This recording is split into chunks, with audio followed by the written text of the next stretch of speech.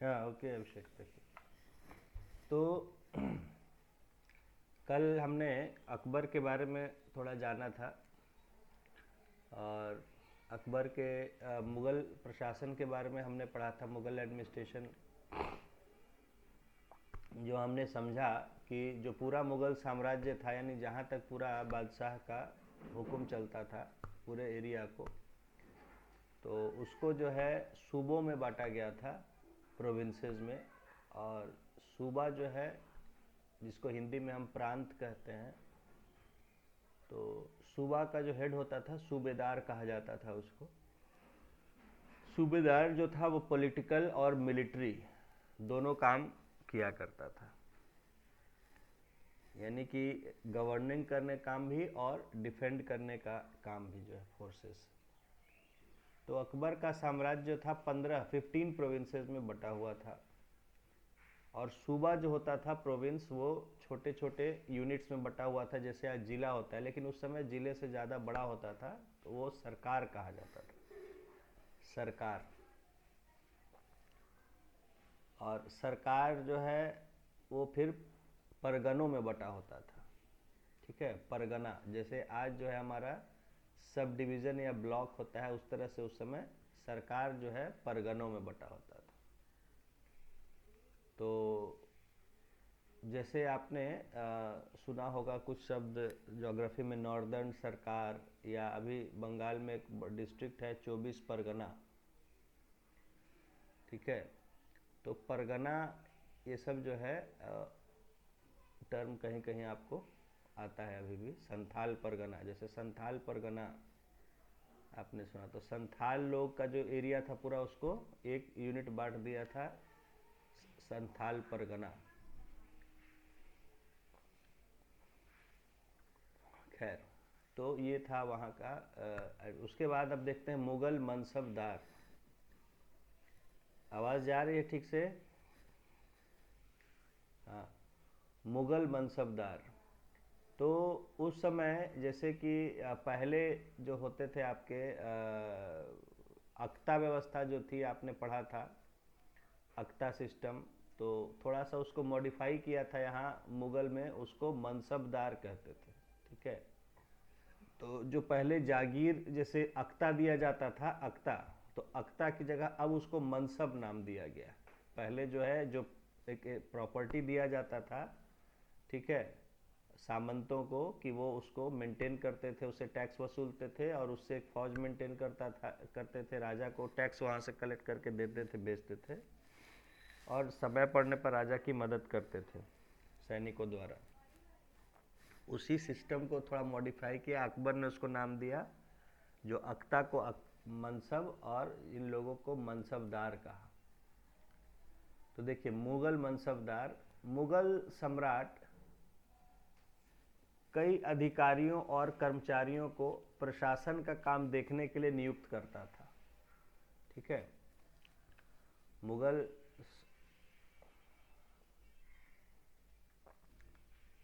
जो है, तो जैसे आपने पढ़ा कि पहले आमिर पहले से चले आ रहे थे, है ना, आमिर या अमीर। तो अमीर जो थे, तो उसी का नया फॉर्म जो है अकबर ने इम्प्लीमेंट किया, उसको मनसबदार कहा, ठीक है। अब कहे कि मनसबदार क्यों कहा, ठीक है। तो अमीर जो, क्योंकि देखिए अकबर ने क्या किया कि अकबर ने, आपने पढ़ा कि अमीर जो है वो जो पहले से चले आ रहे थे तुरानी, उनको काउंटर करने के लिए ईरानी अमीरों को भी बढ़ावा दिया। फिर इधर भी जो है इंडियन मुस्लिम्स को भी आमिर नियुक्त किया। तो ये जो था, मेरी जो समझ है कि एक मुस्लिम टर्म था आमिर, अमीर। तो अब वो जो है आपने पढ़ा कि राजपूत राजाओं को भी, हिंदुओं को भी जो है अपने उसमें दरबार में ऑफिसर्स, बड़े ऑफिसर्स के पोस्ट पर रख रहे थे, तो उनको अमीर कहना जो है वो सही नहीं रहता, तो उसके लिए वो टर्म निकाला मनसबदार, ठीक है ना। तो उनको मनसबदार के तौर पे अपॉइंट किया गया। देखिए अब यहाँ समझिएगा, तो मुग़ल सम्राट कई अधिकारियों और कर्मचारियों को प्रशासन का काम देखने के लिए नियुक्त करता था, अपॉइंट करता था कई एम्प्लॉयज़ को, ऑफिसर्स को, इन्हीं अधिकारियों को मनसबदार कहा जाता था, जिनको मुगल बादशाह एडमिनिस्ट्रेशन में अपॉइंट करता था उसको उनको मनसबदार कहा जाता था। पूरे मुगल साम्राज्य में हजारों छोटे बड़े मनसबदार थे। तो ये थोड़ा मतलब बहुत ये नहीं होते थे संख्या में, मतलब इम्पोर्टेंस में बहुत ज़्यादा नहीं होते थे, थोड़ा मिडिल या लो रैंकिंग ऑफिसर्स होते थे। तो इसी आप देख रहे हैं कि पूरे मुगल साम्राज्य में हजारों छोटे या बड़े मनसबदार थे। मनसबदार साम्राज्य में बादशाह के कानून और आदेश लागू करते थे। तो ये इनका काम क्या था कि पूरे एम्पायर में जो है एम्परर का लॉ एंड ऑर्डर को मेंटेन करना। वे बादशाह के लिए सैनिक जिम्मेदारियों को भी निभाते थे, और वो बादशाह के लिए क्या करते थे कि जो मिलिट्री का काम हुआ कहीं,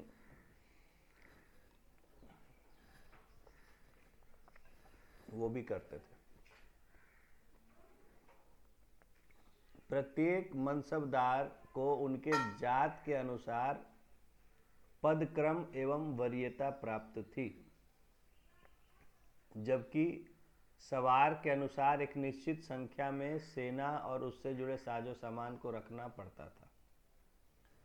तो मनसबदार क्या था, देखिए समझिएगा कि एक ऑफिसर्स होते थे और उनका ग्रेडिंग किया हुआ था। जैसे आज देखिए, आज भी गवर्नमेंट में होते हैं class 1, class 2, class 3, class 4, first grade, second grade, इस तरह से वो होता है।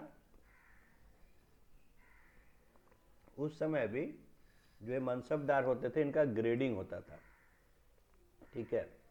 और जो उनका ग्रेडिंग के अनुसार उनको कितना फौज मेंटेन करना है, कितने घुड़सवार रखने हैं, ये उसी हिसाब से होता था, ठीक है। जैसे देखिए बगल में बॉक्स में आपको दिया गया है कि मुगल मनसबदार जिनका 5000 जात का मनसब होता था उसे 30,000 प्रति माह वेतन मिलता था, ठीक है। यहाँ फॉर एग्जाम्पल एक हम मनसबदार को समझाया है कि जिसका जात 5000 का होता था। अब यहाँ जात वर्ड यूज किया उसका रैंकिंग के लिए, तो 5000 जात का मनसब मतलब तो उसको सैलरी होता था 30,000, 30,000, और उन्हें 340 घोड़े,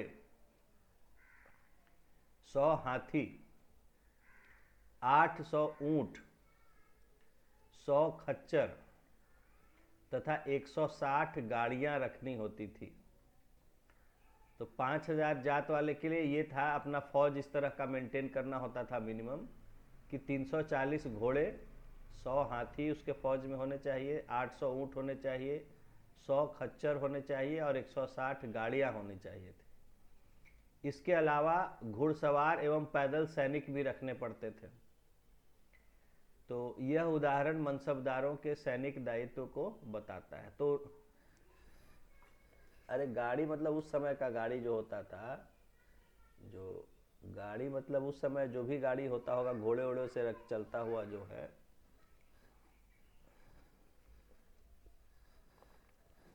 हाँ। तो ये जैसे दिखाया कि जात के अनुसार जैसे है ना, उसको इतना उस पर एक ये रहता था कि आपको इतना फौज मेंटेन करना, इस तरह का, ठीक है। तो हाँ, आप देखते हैं राज्य में शांति बनाए रखने का काम भी मनसबदार करते थे, ठीक है। उन्हीं का जिम्मा होता था। अगर कहीं कोई विद्रोह होता था तो वो शांति बनाए रखते थे, या लॉ एंड ऑर्डर कहीं कोई डिस्टर्ब करता था, लड़ाई झगड़ा।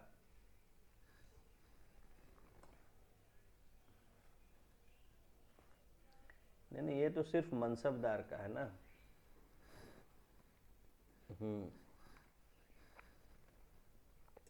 तो बहुत ज़्यादा हो गया तो उसी से उस समय पूरा उसको मेंटेन करता था ना, अपना उसको सैलरी देता था। उसको जैसे लमसम दिया गया तो उसी से ना ये फौज वगैरह मेंटेन करता था, उसी से ये सारा फौज है मेंटेन करना, अपना खर्च, सबका सैलरी, सबका मेंटेनेंस, इसीलिए दिया जाता था ना उसको। हाँ तो देखिए, तो हाँ हाँ, ये सब था, और साथ में उसको मतलब कि ये तो सैलरी मिलता था, बाकी टैक्स वगैरह के थ्रू जो है जो भी अपना मतलब, तो इस तरह का एक सिस्टम था कि उसको उसका एक रैंक करके उसको उतना जागीर दे दिया जाता था, प्रॉपर्टी दे दिया जाता था, और साथ में उसको कुछ सैलरी भी दिया जाता था, जैसे यहाँ आपने पढ़ा। अब वहाँ से उसको अपना उस एरिया से उतना उसको फौज मेंटेन करना होता था, ठीक है ना। अब उसकी जिम्मेदारी होती थी लॉ एंड ऑर्डर मेंटेन करने की, पीस मेंटेन करने की, ठीक है। हाँ, तो देखिए, राज्य में शांति बनाए रखने का काम भी मनसबदार करते थे। राज्य विस्तार करने के लिए बादशाह द्वारा लड़ी गई लड़ाई में ये लोग उसी सेना से सहयोग करते थे। तो जब बादशाह जो है कहीं लड़ने के लिए जाता था तो ये लोग उस सेना को भेज देते थे उनके साथ लड़ने के लिए, जाते थे साथ में लड़ने के लिए। मनसबदारों की कई श्रेणियां होती थी, यानी कई क्लास होते थे, अर्थात पद के आधार पर उनमें भी कुछ बड़े, कुछ मध्यम दर्जे और कुछ छोटे होते थे, है ना। तो कुछ बड़े मनसबदार होते थे, कुछ छोटे होते थे, कुछ मीडियम होते थे। जैसे आज के अधिकारियों में भी इस तरह का विभाजन होता है, आज भी जैसे डिवीज़न होता है कि ये ग्रेड 1 है, grade B, grade A, grade B, या क्लास 1, क्लास 2, है ना, इस तरह से होता है। तो बड़े मनसबदारों को, जिनकी संख्या बहुत कम थी, को अमीर कहा जाता था। आपने पढ़ा ही हुआ है कि अमीर कहे जाते थे जो सीनियर सबसे होते थे ऑफिसर्स। अमीरों को जितना वेतन मिलता था उतना दुनिया के किसी अन्य राज्य में नहीं मिलता था किसी को भी। जितना यहाँ मुगल में अमीरों को मिलता था पैसा, उतना कहीं दुनिया में किसी जगह नहीं दिया जाता था।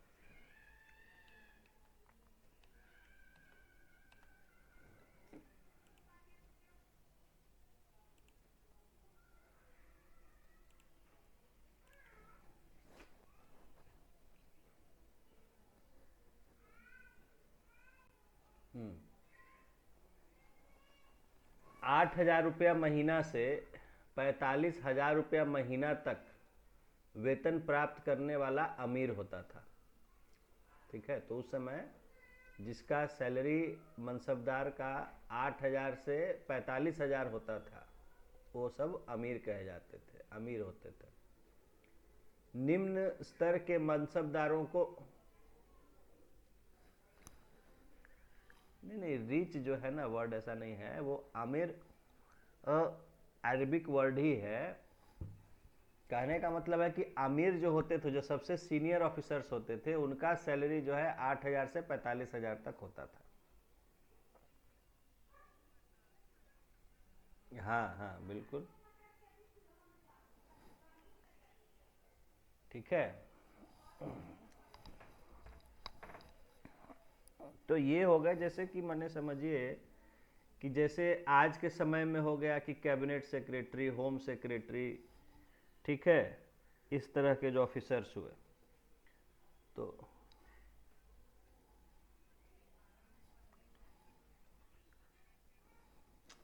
अरे अरे तो ये भी आमिर जो होते थे उनको भी तो वैसे ही सैलरी मिलता था। फिर आप देखिए, ध्यान नहीं दिए, समझे नहीं। अरे मनसबदार का सैलरी आपको दिया गया कि जिसका 5,000 का जात है ना। तो देखिए, अभी नीचे और डिटेल में इसको समझेंगे। वो उसका जो ग्रेडिंग होता था, ठीक है, जात और सवार, दो टर्म यूज करते थे किसी भी मनसबदार का रैंक स्पेसिफाई करने के लिए। उसका जात क्या है और उसका सवार कितना है। तो जैसे वो मैंने आपको जो बताया कि जिसका 5,000 का जात है उसको 30,000 सैलरी मिलता था। अब वो सैलरी उसका टोटल, अब उसका मतलब उसका जो खर्च है, फौज का खर्च है, अपना खर्च है, जो भी खर्च है, वो उसको अपना मतलब मेंटेन करना था। हाँ हाँ, मनसबदार को इतना सैलरी मिलता था। हाँ बोलिए। अरे इसी में होता था, अब उसको खुद का अलग से बांध के थोड़े देते थे कि ये आपका अपने लिए है, वो अब उसको जैसे करना था। ठीक है ना, उसको ये सैलरी है उसी का हुआ, अब वो उसको कैसे यू खर्च कर रहा है, देखिए समझिए बात। तो ये सब जैसे आज के डेट में आप सुनते हैं कि हीरो हीरोइन को इतना पैसा मिलता है, एक फिल्म के लिए 1 करोड़ दिया, एक फिल्म के लिए 50 लाख दिया। हाँ तो वो, हाँ तो ये पैसा जो मिलता है, तो ये पैसा मिलता है इसलिए कि पहले क्या होता था कि देखिए सारा, बहुत सारा हीरो हीरोइन पर खर्च जो होता है वो प्रोड्यूसर खुद करते थे उस चीज़ को, उसका सारा व्यवस्था। अब जैसे कहीं शूटिंग के लिए गए हैं तो वहाँ होटल का अरेंज करना है, सब सबके लिए खाना पीना, होटल और सारा कपड़ा फैसिलिटी सब जो है वो सब प्रोड्यूसर किया करते थे। तो इसीलिए वो पैसा उसको इन हैंड, जिससे उसको कोई खर्च डायरेक्टली नहीं करना होता था, वो देते थे। तो इसलिए वो कम होता था। अब क्या सिस्टम हो गया है कि वो एक लंपसम अमाउंट दे देते हैं, कहते हैं आप अपना खर्च सब आप खुद मेंटेन करिए, किस होटल में आप ठहरिएगा, क्या करिएगा नहीं करिएगा, वो आपको अपना करना है। तो इसलिए इतना ज़्यादा पैसा दिया जाता है, समझ गए, कि उनका जो भी खर्च है, क्योंकि अब जैसे वो होता था प्रोड्यूसर ने कर दिया फलान होटल में, अब उनको लग रहा है अरे हमको इस होटल में कहाँ ठहरा दिया, फालतू होटल में ठहरा दिया, बढ़िया होटल नहीं है, समझ गए। ये सब होता है। जैसे पहले गवर्नमेंट में क्या होता था, या अभी भी होता है कुछ, कि पहले गवर्नमेंट में आपको सारा चीज़ मिलता था, क्वार्टर मिलता था, ये मिलता था, सारा अरेंज करके जो है सारा चीज़ वो दिया देता था गवर्नमेंट। तो उसमें जो है सैलरी बहुत ज़्यादा नहीं देता था, और फिर पेंशन भी आपको बाद में देता था। अब क्या कर दिया, लोग कहते हैं हमको क्वार्टर वाटर नहीं चाहिए, हमको ये नहीं चाहिए, हमको हम अपने से कर लेंगे व्यवस्था, आप हमको हाथ में पैसा दे दीजिए, फिर हमको जैसा में रहना होगा हम रहेंगे, समझ गए। तो आजकल जो है सैलरी इन हैंड ज़्यादा देने लगे, और सरकार अब सबको ये सब फैसिलिटी नहीं देता है, क्वार्टर वाटर सब तरह का, वो कहती है कि ठीक है आपको जैसे करना अपना समझिए, हम आपको पैसा दे दे रहे हैं। तो उसी तरह से जो है, जैसे एक और चीज़ में होता है कि जैसे गवर्नमेंट में होता था लीव ट्रैवल कंसेशन होता है, ठीक है, कि साल में या 2 साल पर एक बार घूमने फिरने के लिए टिकट दिया जाता था। तो पहले होता था कि हाँ मतलब वो उसका ऑफिसर के ग्रेड के अनुसार उसको जिस भी क्लास का उसको टिकट इशू लेना रहता था, कि मान लीजिए आप एसी में हैं, या ज़्यादा सीनियर रैंक का ऑफिसर है तो उसको फ्लाइट से है ना, तो घूमने के लिए फैमिली के साथ उसका टिकट मिलता था, ठीक है। तो वो क्या है कि वो टिकट देता था कि एयर इंडिया से, तो एयर इंडिया से ही, या ट्रेन में जाना है तो राजधानी से, या अब उसको लोग कहते हैं कि भाई आप हमको पैसा दे दीजिए, हमको जैसे जाना होगा हम जाएंगे, समझ गए। तो बहुत लोग उसमें भी पैसा थोड़ा अपना बचत वचत कर लेते थे, जिनको बचाने का रहता था कि फ्लाइट का मिला, अपना एसी से चले गए ट्रेन में, और अपना कुछ पैसा बच गया, सेविंग हो गया अपना, ठीक है। ये तो है कि आप पर्सनल एक्सपेंसेस को कैसे मैनेज करते हैं। तो उसी तरह इन लोग को जो है कि एक सैलरी दे दिया जाता था, लैंड दे दिया जाता था कि उससे आपको टैक्स वो कलेक्ट करना है और इतना टैक्स आपको भेजना है। अब उसमें किस चीज़ पर कितना खर्च करना है, किस तरह का आपको सैलरी अपने एम्प्लॉय को कितना देना है, सैनिकों को कितना देना है, वो उस पर रहता था। उससे राजा कोई मतलब उन सब में नहीं पड़ता था।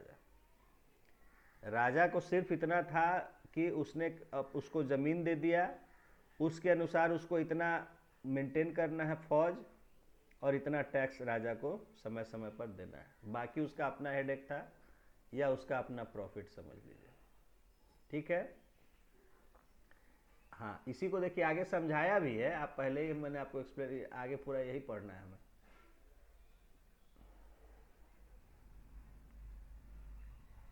नहीं नहीं नहीं, ये भी वही सैलरी था।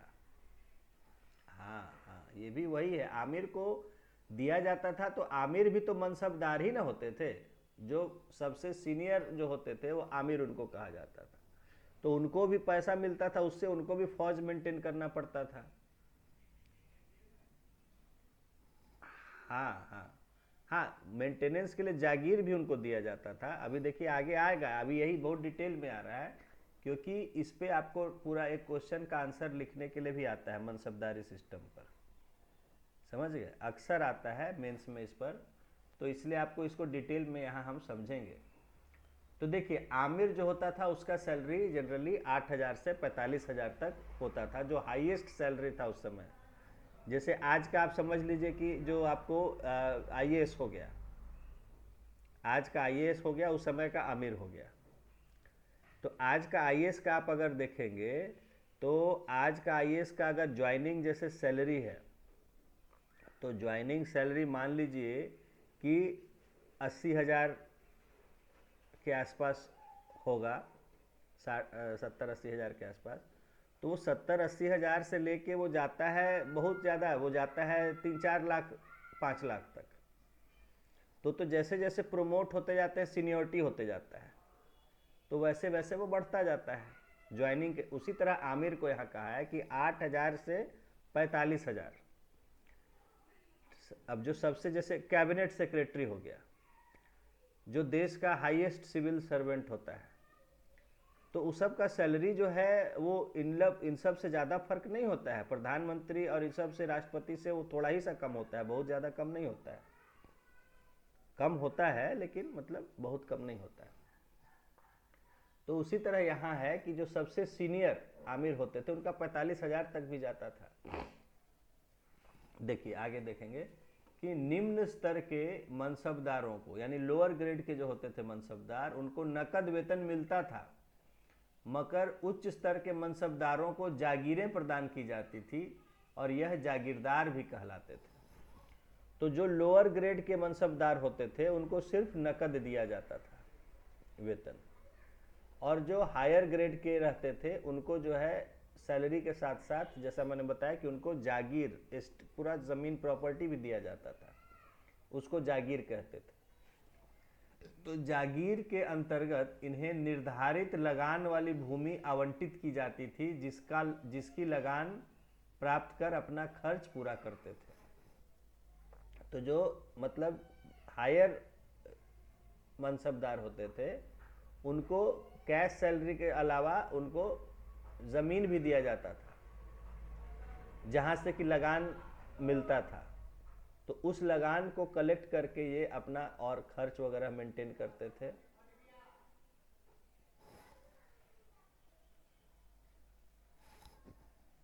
ठीक है, अब देखिए अकबरनामा और आईने अकबरी, ये दो किताबें हैं जो अबुल फजल ने लिखी हैं, उनके बारे में थोड़ा जानेंगे। अकबरनामा और आईने अकबरी।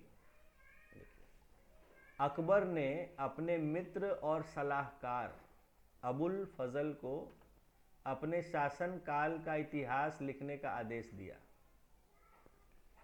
अबुल फजल ने 3 भागों में यह रचना लिखी जिसका नाम अकबरनामा था। तो अकबरनामा 3 पार्ट में लिखा गया।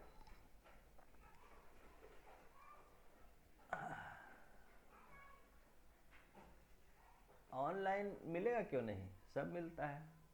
तब लिखा होगा वो अकबरनामा फारसी में, तो आप क्या करिएगा उसको। हिंदी में या इंग्लिश में अवेलेबल होगा, और उसका ट्रांसलेशन वगैरह अवेलेबल होगा। तो देखिए प्रथम भाग अकबर के पूर्वजों का बयान है। तो फर्स्ट पार्ट जो है अकबरनामा, उसमें अकबर के जो पूर्वज एंसेस्टर्स हैं उनके बारे में डिस्क्रिप्शन। दूसरे में अकबर के शासन काल का इतिहास है। दूसरे पार्ट में अकबर का जो गवर्नमेंट था, तो शासन काल का इतिहास है जिसका नाम आईने अकबरी है। तो सेकेंड पार्ट जो उसने लिखा, उसमें जो गवर्नमेंट के बारे में लिखा है उसका ही नाम उसने पार्ट का दिया है आईन ए अकबरी। इसमें प्रशासन, सेना, राजस्व यानी रेवेन्यू, साम्राज्य का भूगोल, ज्योग्राफी, समकालीन भारतीय संस्कृति यानी उस समय का जो कल्चर था इंडिया का, उस यहाँ का, और परंपराओं और जो ट्रेडिशंस और कस्टम्स थे, इन सब का डिस्क्रिप्शन है आईन ए अकबरी में। ठीक है, तो अकबरनामा जो लिखा गया कि अकबर का पूरा इतिहास, तो फर्स्ट पार्ट जो उसका लिखा है उसमें अकबर के जो पूर्वज थे, यानी उनका, उसके फादर, उसके ग्रैंडफादर, जो भी लोग थे परिवार, उन सब का उसमें डिस्क्रिप्शन। सेकेंड पार्ट जो है उसका नाम है आईन ए अकबरी, मतलब अकबर का पूरा कानून, संविधान, व्यवस्था। तो इसमें उसका पूरा एडमिनिस्ट्रेशन, उसका आर्मी, उसका रेवेन्यू कलेक्शन, उसका ज्योग्राफी यानी पूरा टेरिटरीज, उस समय का कल्चर और उस समय का कस्टम ट्रेडिशंस, ये सारा आईन अकबरी में दिया गया है। अब देखिए नीचे है कि मनसबदारों का प्रशासन में क्या स्थान है, इसको बताने के लिए जात और सवार नामक दो संख्या सूचक शब्द अपनाए गए। तो मनसबदारों का जो है उनका कैटेगराइजेशन करने के लिए दो जो है क्राइटेरिया बनाया गया, एक को कहा गया जात और एक को कहा गया सवार। तो इसमें जात की संख्या जितनी अधिक होती थी वह उतना ही बड़ा अधिकारी माना जाता था। ठीक है, जितना जात उसका ज़्यादा होता था, क्योंकि ये नंबर होते थे, ये जात और सवार दोनों नंबर, जैसे आपने अभी ऊपर मैंने डिस्क्राइब किया था कि 5000 जात वाला, ठीक है ना। तो उसी तरह यहाँ कहा है कि जिसका जात का नंबर ज़्यादा हाई रहता था उतना ही बड़ा वो माना जाता था। उसी के आधार पर उन्हें वेतन दिया जाता था। जैसे आज है ना class 1 officer, class 2 officer, class 3, class 4। तो क्लास 1 जो है सबसे सीनियर होता है, उससे नीचे क्लास 2। तो वैसे ही यहाँ जात कर दिया। इसी तरह सवार की भी संख्या निश्चित होती थी, जिसके अंतर्गत किसी मनसबदार को कितना पैदल सैनिक, कितने घोड़े और सवार तथा कितना हाथी रखना है यह तय किया जाता था। उसी तरह सवार जो एक संख्या होता था, एक नंबर होता था, तो उसके अनुसार उसका फिक्स होता था कि कितना उसको पैदल सैनिक मेंटेन करना है, कितना घोड़ा और उस पर सवार करने वाला सैनिक मेंटेन करना है, कितना हाथी रखना है। ठीक है, ये सब उससे डिटरमिन होता था। मनसबदारों को वेतन के रूप में भूमि दिया जाता था, जिससे वे राजस्व एकत्रित करते थे। तो मेनली जो था मनसबदारों को कि वो ज़मीन उनको दिया जाता था, जिससे कि वो टैक्स कलेक्ट करते थे और रेवेन्यू या टैक्स कलेक्ट करके उससे अपना खर्च भी वो करते थे, और फिर उससे अपना जो उनको राजा को जो है समय समय पर देना रहा वो सब भी किया उसी से। मनसबदारों को दी गई भूमि जागीर कहलाती थी। जो ज़मीन दी जाती थी उनको उसको जागीर कहते थे। इसमें ज़मीन से प्राप्त आमदनी का आकलन ठीक से किया जाता, ताकि मनसबदारों के लिए निर्धारित वेतन उससे प्राप्त हो जाए। अच्छा, तो ये जो है, अच्छा नहीं देखिए, तो ये जो है मनसबदारों का जो सैलरी होता था, नहीं सैलरी जो कहा गया है ये उसका पर्सनल सैलरी होता था। ठीक है, सैलरी जो है वो उसका पर्सनल सैलरी है। तो ये पर्सनल सैलरी उसको अपना, मतलब वो उसी से लेता था, अपना जो ज़मीन से वो टैक्स कलेक्ट करता था, तो उसमें से वो अपना सैलरी रख लिया करता था उतना।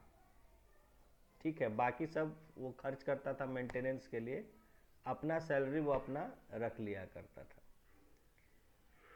तो ये इसीलिए जो उसको ज़मीन दिया जाता था, जागीर दिया जाता था, उसका प्रॉपरली एसेस किया जाता था कि जिससे उसका सैलरी वगैरह और सारा खर्च उसका मेंटेन हो जाए।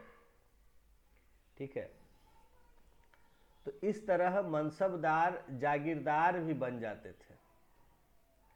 तो मनसबदार जो होते थे वो जागीरदार भी होते थे। इनका पद वंशानुगत नहीं था, मतलब हेरिडिटरी नहीं था ये कि मर गया तो उसका बेटा को अगला बना दिया गया या वो मनसब मिल गया। मनसबदारों की नियुक्ति राजा के द्वारा की जाती थी। मनसबदार हमेशा गवर्नमेंट या राजा के द्वारा, किंग के द्वारा अपॉइंट होते थे। इसमें प्रांत प्रमुख, सूबेदार और बड़े मनसबदारों की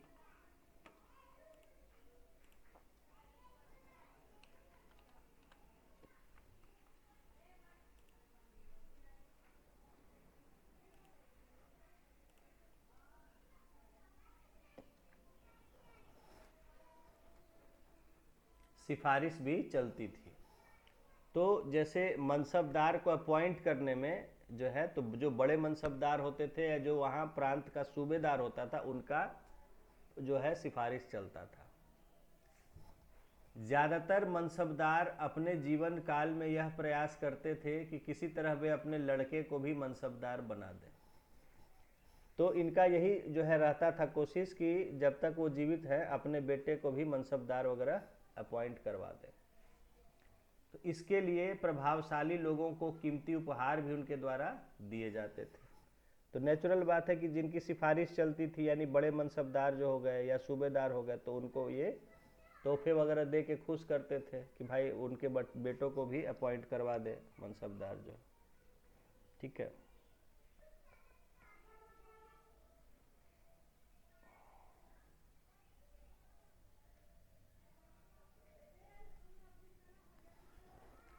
अब देखिए राज्य की आमदनी, तो ये मनसबदार सिस्टम समझ में आ गया ना।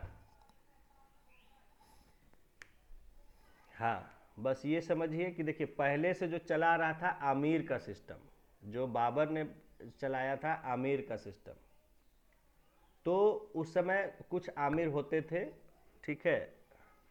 उसके बाद तो अकबर ने देखा कि अकबर का, चूंकि अकबर का प्रोविंस भी काफ़ी बड़ा हो गया था, अकबर प्रोविंस कह रहे हैं मतलब अकबर का जो एम्पायर था वो काफ़ी बड़ा हो गया था। बाबर का उतना कंट्रोल नहीं था, अकबर का लगभग पूरे इंडिया के एरिया पे कंट्रोल था। तो इतने बड़े एरिया को कुछ लोगों से खाली कंट्रोल करना, क्योंकि उनको बहुत ज़्यादा टेरिटरी मिल जाता था हर आमिर को, तो उसने क्या किया कि मनसबदार अपॉइंट करना शुरू कर दिया।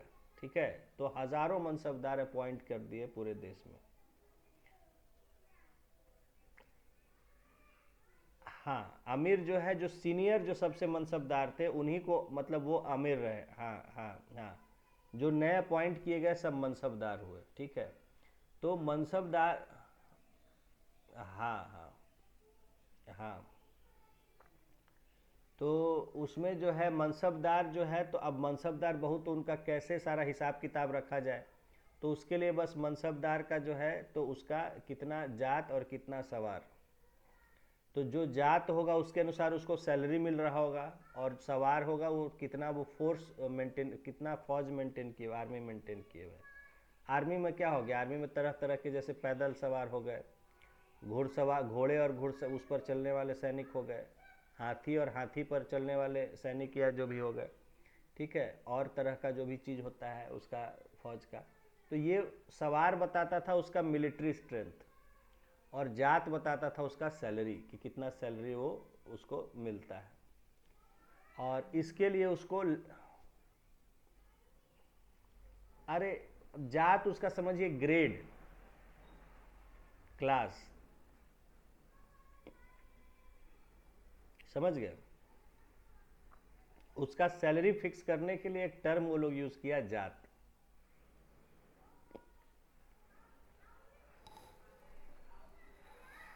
ठीक है। उसको लैंड का एक पार्सल दे दिया जाता था, जिससे कि वो टैक्स कलेक्ट करके अपना सैलरी भी उससे वसूल कर सके, और साथ ही साथ सारा खर्च जो है फौज। हाँ, नहीं नहीं, अमीर तो थे ही, अमीर को क्यों नहीं दिया जाता था। हाँ हाँ हाँ हाँ,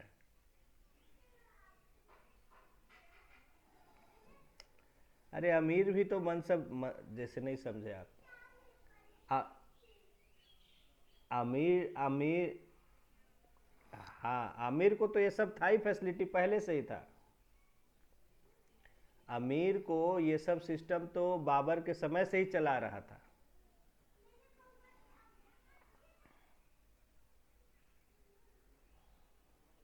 क्यों नहीं आता था?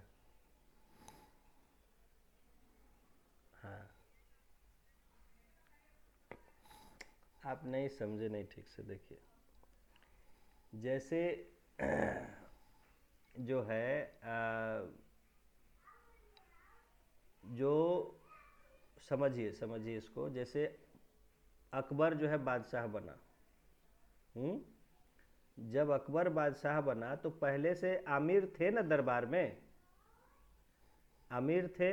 वो आमिर जो थे उनको पहले से जो है उनको ज़मीन वगैरह मिला हुआ था, उनको अपना फौज मेंटेन करना होता था वगैरह, वो तो था ही आमिर के पास सब।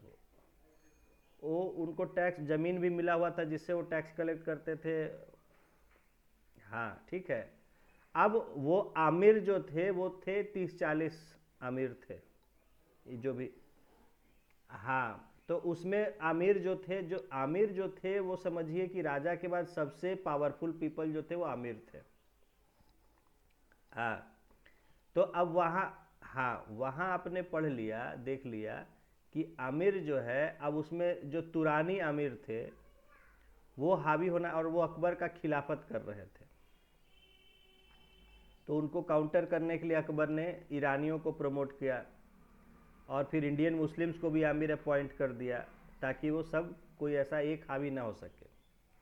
लेकिन क्योंकि हाँ, आमिर का जो है रैंक बहुत हाई था, जो राजा के बाद वो कभी कभी अपने आप को राजा के बराबर ही पावरफुल समझते थे।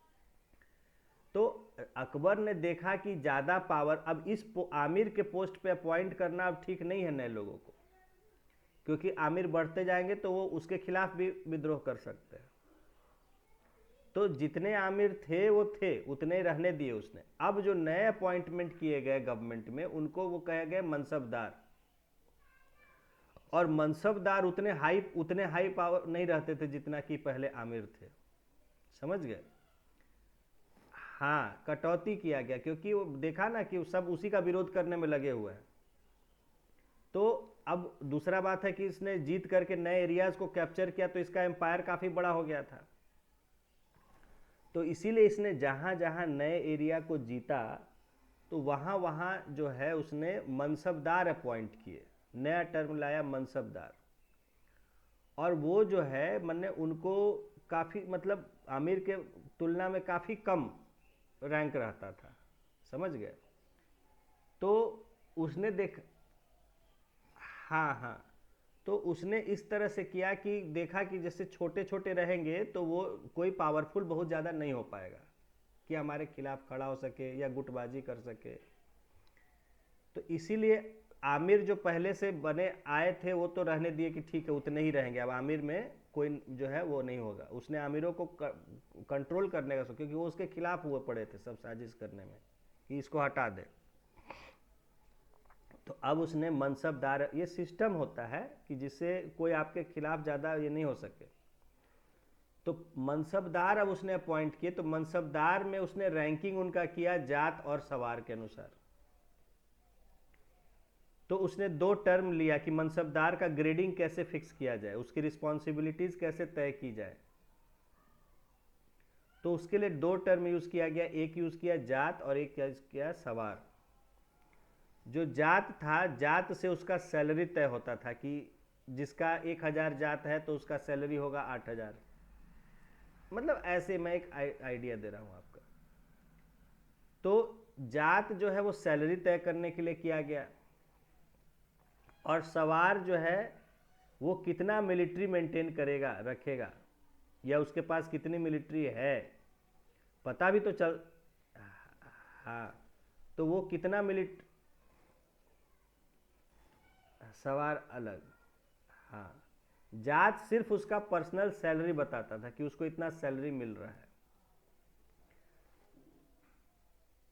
सबका सबका नहीं, माने आमिर ये मनसबदार का पर्सनल सैलरी कितना है, समझ गए। और सवार बताया कि वो कितना फौज उसके पास है या मेंटेन करना है उसको, ठीक है। तो अब जैसे जिसके पास नेचुरल है कि जिसके पास ज़्यादा सवार है, उसका मिलिट्री उसके पास ज़्यादा है, पावरफुल है, लेकिन उसको मान लीजिए कि जात उसका कम है तो उसको पैसा ज़्यादा नहीं देता है, तो वो तो फ्रस्ट्रेशन में रहेगा कि हमको पैसा नहीं मिलता है और इतना हमको फौज मेंटेन करना पड़ता है। दूसरी तरफ कुछ ऐसे भी होंगे जिनकी जात बहुत ज़्यादा होगी और सवार कम होंगे, उनको खाली पैसा दिया जा रहा है और ज़्यादा फौज उसका जमेला नहीं है उनको, समझ गए। तो इस तरह से अलग अलग लोगों को उनका, जैसे अब जैसे कोई अलग अलग तरह के लोग होते हैं ना, जैसे कोई होता है फाइटिंग स्किल में होता है, किसी का बुद्धि बहुत ये होता है ना, सबका अलग अलग, तो उसी हिसाब से उनको जात और सवार तय किया जाता था। अब बीरबल भी जो था वो भी एक मनसबदार था, है?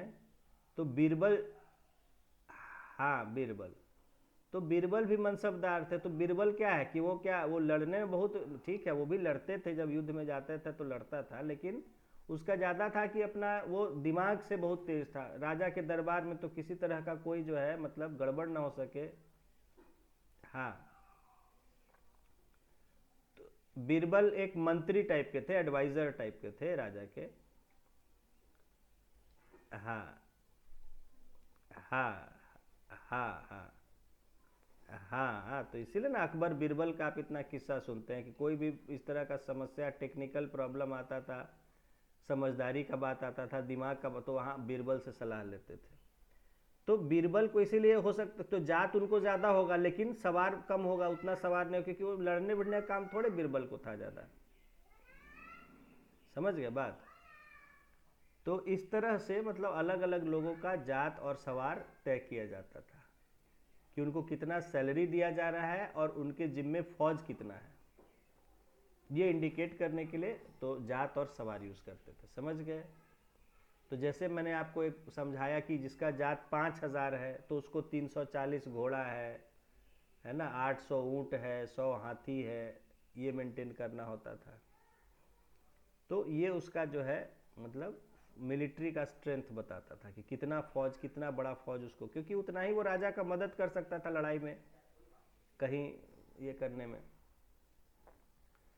तो इस तरह से जो है, और मनसबदार जो है कैसे अपॉइंट होते थे, तो वो सीनियर जो मनसबदार होते थे या उस प्रोविंस का, उस प्रांत का, उस सूबे का जो सूबेदार होता था, इन सब की सिफारिश उसमें भी चलती थी। वो सब कहते थे राजा को कि हाँ ये ठीक है अपॉइंट करने के लिए।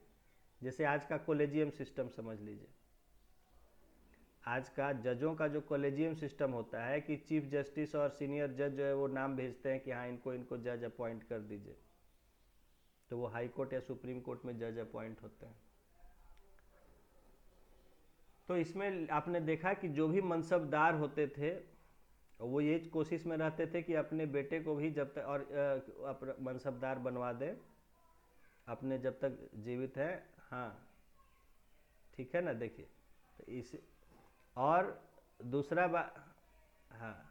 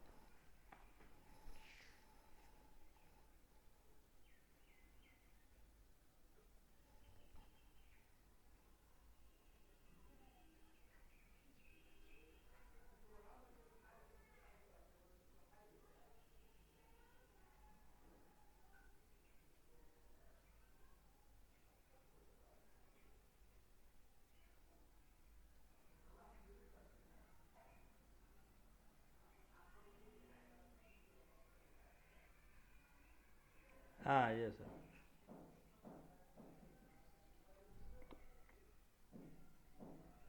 हम्म।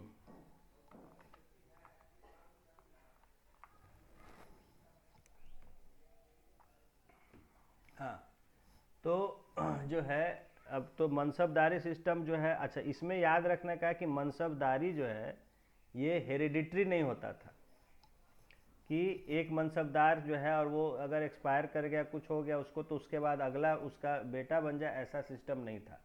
मनसबदार डायरेक्टली किंग के द्वारा अपॉइंट किए जाते थे। ठीक है।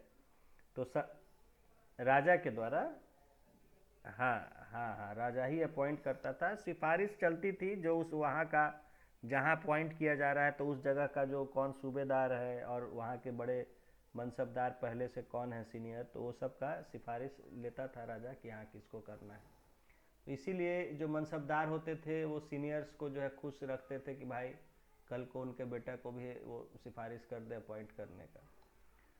और जो है यही सिस्टम आज भी देखिए चला आ रहा है, गवर्नमेंट में या फौज में, आर्मी वगैरह में सब चलता है। जहाँ भी डिप देखिएगा या पूछा जाता है, आपका इंटरव्यू भी होता है आर्मी में, तो पूछते हैं कि आपके कोई फैमिली में आर्मी के हैं क्या, जो है तो सब जगह होता है। वो जो है देखते हैं कि ठीक है, अपॉइंट हो जाता है जिसका बैकग्राउंड रहता है, तो है ना। या जुडिशरी में भी देखिए होता है, जजेस जो है तो उनके बेटे वो अपना उसको भी जुडिशरी में लगवा देते हैं। तो ये सिस्टम आज भी देखिए उस तरह का चला आ रहा है।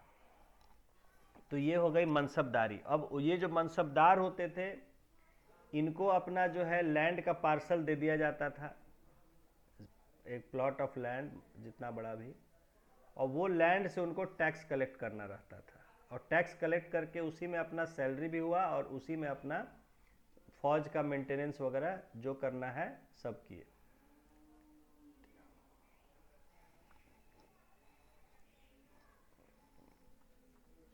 हाँ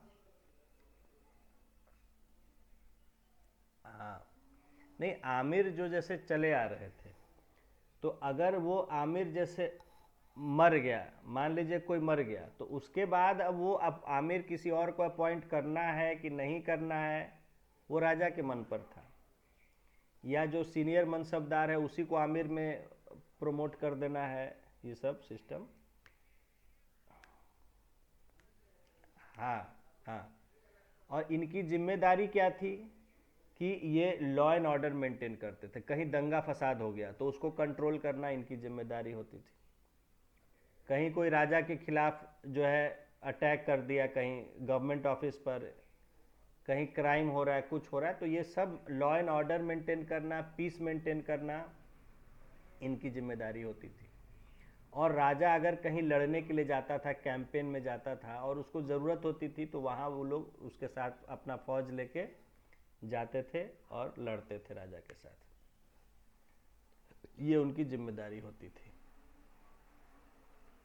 अब आगे देखते हैं कि राज्य की आमदनी, खेतीबाड़ी और किसान कि स्टेट का इनकम जो है, रेवेन्यू किस किस चीज़ से होता था गवर्नमेंट का, एग्रीकल्चर क्या था किस तरह का, और किसानों का उस समय क्या हालत।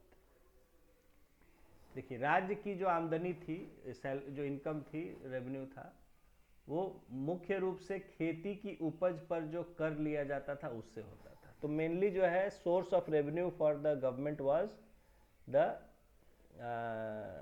दिस टैक्स, एग्रीकल्चरल टैक्स या लगान जिसको हम कहते हैं, कि जो फसल उगती थी उसमें से जो एक उसका एक हिस्सा जो है वो लगान के रूप में उनसे लिया जाए। यही मेन सोर्स था, क्योंकि उस समय मेन जो इकोनॉमी का एक्टिविटी था वो था फार्मिंग, खेतीबाड़ी। तो उसी से जो टैक्स लिया जाता था वो स्टेट का रेवेन्यू का मेन पार्ट होता था। खेती का काम छोटे किसानों द्वारा किया जाता था, और जो खेती का काम, जो एक्चुअल खेती होता था, यानी कि बीज बोना, कटाई फटाई, जो भी सब काम होता है, ये छोटे किसान करते थे। किसानों से कर गांव में रहने वाले ग्राम प्रमुख या स्थानीय सरदारों द्वारा लिया जाता था। तो उनसे जो गांव के हेड होते थे, गांव के इंचार्ज प्रमुख जो होते थे, या लोकल जो सरदार होते थे, उनके द्वारा टैक्स वसूला जाता था किसानों से। किसानों से उपज के ऊपर कितना कर लिया जाए, इसे अकबर के राजस्व मंत्री राजा टोडरमल ने तय कर दिया था। तो टोडरमल उस समय, देखिए अभी टोडरमल कौन थे? टोडरमल जो थे ये जो है आपके राजपूत राजा थे, और ये अकबर के दरबार में जो है ये भी उसके एक मनसबदार थे। ठीक है, देखिए राजा था, राजा नाम था उसका, राजा चूंकि वो राजपूत अपना राजपूत में राजा था वो अपना, नहीं समझे? अरे राजपूतों में आज नहीं राजा नाम लिखते हैं लोग, तो वो राजा थोड़े हैं आज, नहीं समझे? वो हेरिडिटरी टाइटल था, या वो अपने एरिया में राजा भी हो सकते हैं, समझे? आज भी आप सुनते हैं ना, जैसे आज ये सब है महारानी वसुंधरा देवी, महारानी जो भी हैं, जो बीजेपी के वहाँ मुख्यमंत्री भी रही हैं, तो अब वो महारानी थोड़े हैं, लेकिन उनका टाइटल है। हमारे बगल में एक बताया ना कि यहाँ पर आगे मकान है, अपना नाम लिखते हैं महाराजा कनिष्क सिंह, कनिष्क प्रताप सिंह क्या लिखते हैं, ठीक है राजपूत है। तो वो जो है देखिए वो खाली इस समय तो टाइटल, लेकिन उस समय वो हो सकता है कि अपने वो राजा भी होंगे, जैसे नहीं समझे? आपने पढ़ा ना कि राजपूतों को भी उन्होंने अपने उसमें मनसबदार अपॉइंट किया था, वो अपने एरिया में राजा होंगे, छोटे मोटे राजा होंगे, समझ गए? नहीं समझे आप? शुरू में बताया ना कि जब अकबर ने कैप्चर करना शुरू किया था, तो उसने राजाओं को ऑफर दिया था कि या तो वो उसको अपने महाराज मान लें, सम्राट मान लें, और फिर वो अपना राज जैसे चलाना है चला सकते हैं। तो बहुत सारे राजपूतों ने एक्सेप्ट कर लिया था कि फिर लड़ाई वड़ाई करने से क्या फ़ायदा है, और फिर ठीक है उसका एम्पायर बड़ा, हम लोग वो नहीं कर सकते हैं, उसको एम्परर अपना मान लेते हैं, समय समय पर उसको टैक्स गिफ्ट वगैरह भेजते रहेंगे। तो वो अपना राजा तो थे ही ना अपने एरिया में, समझे? हाँ, तो वैसे ही राजा टोडरमल नाम है, तो ये अपने एरिया में राजा, राजपूत राजा होंगे, लेकिन अकबर के दरबार में भी थे, तो ये उसके रेवेन्यू मिनिस्टर थे, राजस्व मंत्री। ठीक है, तो इनके जिम्मे था रेवेन्यू का पूरा व्यवस्था देखना, जो गवर्नमेंट का पैसा इनकम हो रहा है उसको पूरा बढ़िया से। तो हाँ टोडरमल, तो टोडरमल जो थे इन्होंने उस समय एक बहुत बढ़िया सिस्टम जो है लैंड रेवेन्यू का, तो ये भी पूछा जाता है कई बार, तो इन्होंने उस समय फ्रेश पूरा ज़मीन का सर्वे करवाया था, जैसे अंग्रेज़ों ने बाद में किया परमानेंट सेटलमेंट के समय। तो टोडरमल ने पूरा उसमें हर जगह ज़मीन का पूरा मेजरमेंट करवाया, कितना फसल कहाँ उगता है, किस तरह की मिट्टी है, कितनी उपजाऊ है, और ये सब पूरा सर्वे करा के फिर उस पर उसी हिसाब से उसका लगान वगैरह तय किया, कि जिससे किसानों को भी अपना अच्छा ये हो सके। ऐसा नहीं कि उससे बहुत ज़्यादा उसका फसल हो नहीं रहा, उससे बहुत ज़्यादा लगान उस पर वो किया हुआ है। ठीक है, तो टोडरमल ने जो थे, जो नाम उनका राजा टोडरमल, उनको भी राजा का नाम था, राजपूत राजा थे, जो कि रेवेन्यू मिनिस्टर थे, समझ लीजिए, या आज का फाइनेंस मिनिस्टर समझिए ना भाई, सीधा सीधा आज का फाइनेंस मिनिस्टर निर्मला सीतारमन। तो उस समय राजा टोडरमल थे, उन्होंने एक फ्रेश पूरा सिस्टम बनाया था रेवेन्यू के लिए। देखिए, तो देखिए किसानों से उपज के ऊपर यानी उनके फसल पर कितना कर लिया जाए, कितना टैक्स कलेक्ट किया जाए, इसे अकबर के रेवेन्यू मिनिस्टर, राजस्व मंत्री राजा टोडरमल ने तय कर दिया था।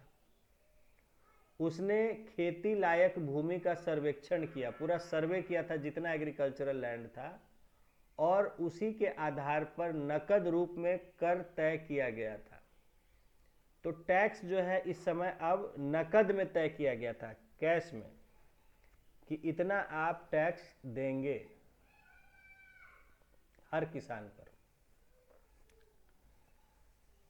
यह मोटा मोटी उपज का 3 से 6 भाग तक होता था। तो ब्रॉडली अगर कहा जाए तो फसल का प्रोड्यूस का जो है 1/3 से 1/6 तक होता था, 1/3 से 1/6 पार्ट होता था। जमीन को 4 भागों में बांटा गया। जमीन जो था, एग्रीकल्चरल लैंड था, उसको 4 कैटेगरीज में बांटा गया। सबसे अच्छा, जो सबसे ज्यादा फर्टाइल जमीन था, उसको कहा गया पोलज। पोलज, जिस पर हर साल खेती होती थी। तो जो फर्टाइल लैंड था जिस पर हर साल दर साल खेती होती थी, उसको पोलज कहा गया। दूसरा हुआ परती, जिसमें 1 साल के अंतर पर खेती होती थी। पोलज के बाद हो गया परती, जिसमें कि 1-1 साल गैप करके खेती होती थी। उसके बाद हुआ चाचर, जिसमें कुछ अंतराल पर बुआई होती थी। और बंजर, हाँ, फिर चाचर हो गया, जिसमें 2 साल 3 साल गैप दे दे के खेती होता था, लगातार नहीं होता था। और फिर चौथा कैटेगरी हो गया बंजर, जो लंबे समय तक बिना बुआई वाला जमीन है, जो लंबे समय तक जिसमें कोई जो है जल्दी फसल नहीं उगती थी, तो उसको कहते थे बंजर। तो जमीन जो थी वो 4 कैटेगरी में बांट दी गई। क्या क्या? पोलज, परती, चाचर और बंजर। पोलज हो गया जो हर साल जिसमें खेती होती थी, इतना फर्टाइल लैंड था। परती था जो 1 से 1 साल गैप देके, 1 साल किया 1 साल छोड़ा, 1 साल किया 1 साल छोड़ा, ताकि 1 साल छोड़ देते थे ताकि जमीन उसमें मिट्टी ठीक ठाक हो जाए, अपना फिर से वो अपना गेन कर ले फर्टिलिटी। तो 1-1 साल करते थे, छोड़ते थे, करते थे, छोड़ते थे। उसके बाद हो गई चाचर, जो 2-3 साल का गया, एक बार अगर उसमें हो गया तो उसको 2-3 साल गैप दे दिया जाता था। और एक हो गया फिर बंजर, जिसपे लंबा समय 8-10 साल से पता चला वहाँ कोई फसल नहीं बो रहा है, क्योंकि बहुत कम होता है, उसको छोड़ दिया जाता था 8-10 साल तक कि उसमें फिर धीरे धीरे फर्टिलिटी आएगा, तब एक फसल निकाला जाएगा। तो इस तरह का लैंड जो है, एग्रीकल्चरल लैंड का कैटेगरी हो गया 4। ठीक है, लगान भी इन पर अलग अलग था, तो उसी हिसाब से कैटेगरी के हिसाब से उन पर लगान वसूला जाता था।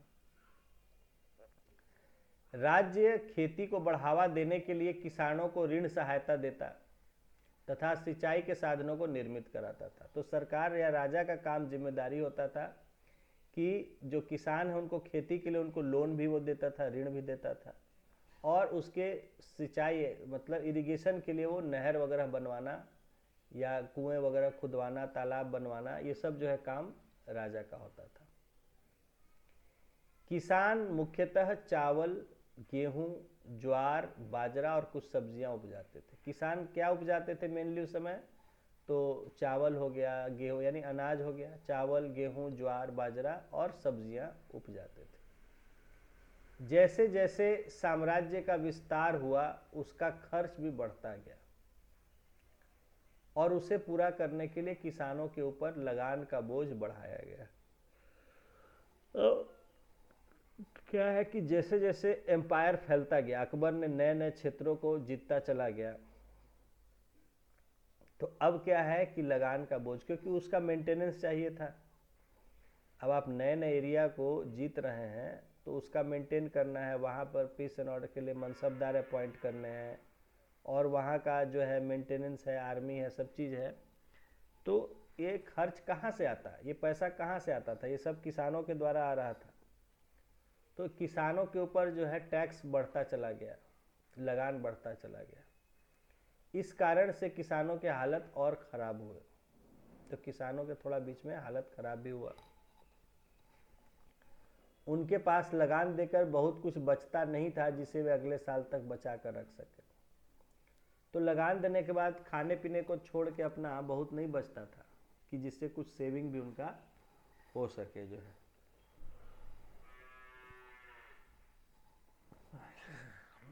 अब है आम लोगों का जीवन। तो हमने किसानों का देख लिया। तो ऐसा नहीं है, टोडरमल ने जो है ये किया था, पूरा सिस्टम बनाया था, और बहुत सारा लैंड के लिए, डेवलपमेंट के लिए कुआं और तालाब, नहर वगैरह भी बनाया गया था। ठीक है, लेकिन उसके बावजूद जो है होता क्या था कि जो ये होते थे आपके मनसबदार वगैरह होते थे, या ये बहुत लगान वसूल कर लेते थे। जिससे कि किसानों के पास जो है ज़्यादा बचता नहीं था।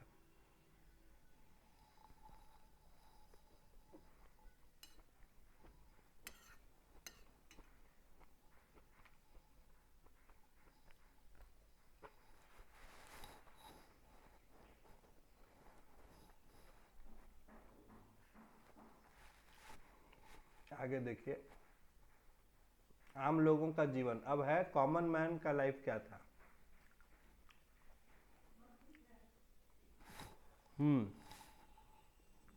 तो मुगल काल में जन साधारण के जीवन के विषय में पर्याप्त जानकारी मिलती है। उस समय आम आदमी का जिंदगी किस तरह का था, इसके लिए हमें अच्छा खासा इंफॉर्मेशन मिलता है।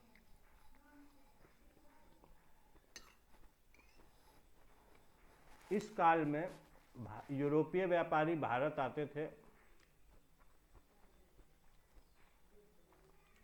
उनमें से कई लोगों ने भारत की संपत्ति और समृद्धि तथा शासक वर्ग के शानो शौकत के जीवन के साथ जन साधारण जैसे किसानों के जीवन से जुड़ी वस्तुओं को बनाने वाले दस्तकार और मजदूरों की गरीबी से भरे जीवन का भी चित्रण किया है। तो यूरोप से बहुत से लोग आते थे, तो वो लोग यहाँ के राजाओं का कितना अय्यासी भरा लाइफ होता था और दूसरी तरफ आम आदमी का क्या बुरा हाल था, चाहे वो किसान हो, मजदूर हो, क्राफ्ट्समैन हो।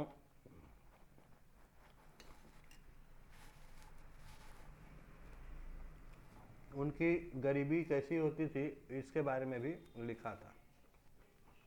तो इसलिए हमें हर तरह का सोर्स अवेलेबल है उस समय के लिए, हिस्ट्री को उस समय जानने के लिए। सामान्य आदमी कितना कम कपड़ा पहनते थे,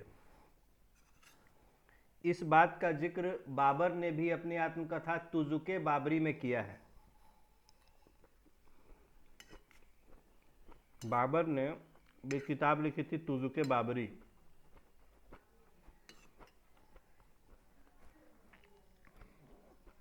यानी बाबर के आइडियाज, बाबर के मेमोइर्स, बाबर के यादगार। तो उसमें बाबर ने लिखा है, क्या लिखा है देखिए। उसने कहा कि यहाँ किसान तथा निम्न वर्ग के लोग करीब करीब नंगे रहते हैं।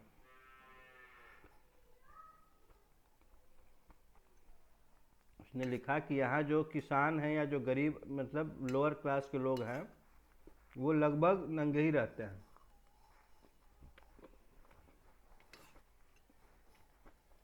इसके बाद वह उस लंगोट का वर्णन करता है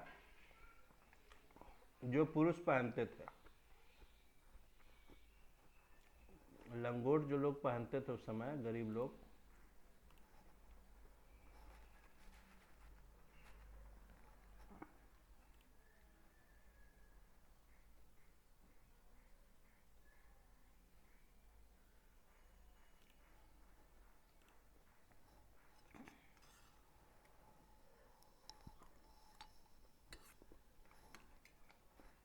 तथा महिलाओं की साड़ियों का भी वर्णन करता है। तो बाबर ने आगे लिखा है उसमें कि किस तरह की लंगोट लोग बांधते थे और साड़ियाँ महिलाएं किस तरह की पहनती थी।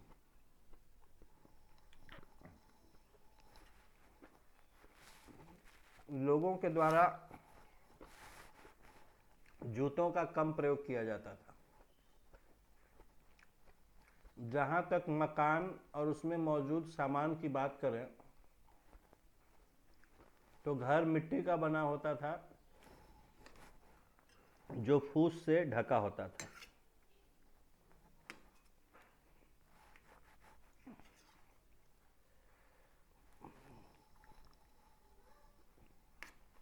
आज भी गांव का जो सामान्य आदमी है वो इसी तरह का गरीब आदमी रखता है।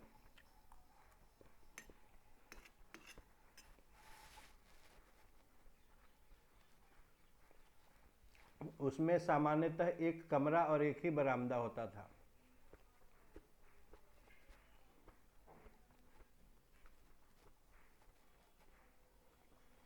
तो जो झोपड़ी जिसको हम कहते हैं होता था, अभी भी होता है, एक ही उसमें कमरा होता था अंदर, और बाहर एक उसमें बरामदा जैसा घेर के बना देते थे लोग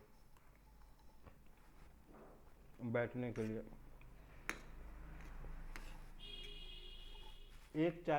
मिट्टी के बने कुछ बर्तन होते थे, एक चारपाई और बांस की बनी चटाई रहती थी। तो एक चारपाई होती थी और बांस की बनी चटाई रहती थी। तो लोग जमीन पर ही चटाई रहता था बांस का, उसको बिछा के उसी पर सो जाते थे। जो बूढ़ा बुजुर्ग रहा या सीनियर रहा या गेस्ट रहा, उसके लिए चारपाई एक होता था, खटिया जिसे कहते होंगे, खाट।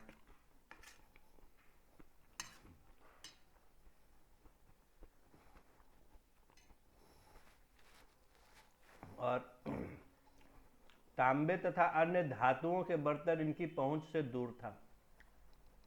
तो ये लोग मेटल्स के जो है बर्तन, पॉट नहीं यूज करते थे, मिट्टी से ही बने बर्तन में। कॉट, हाँ हाँ, कॉट कहते हैं।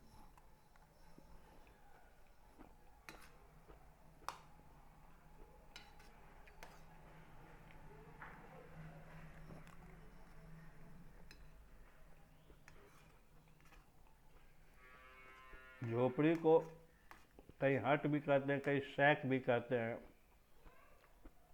या खोली को भी कई कई शैक कहते हैं,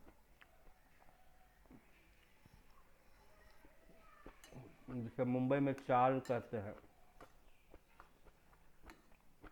बहुत तरह के टर्म अलग अलग।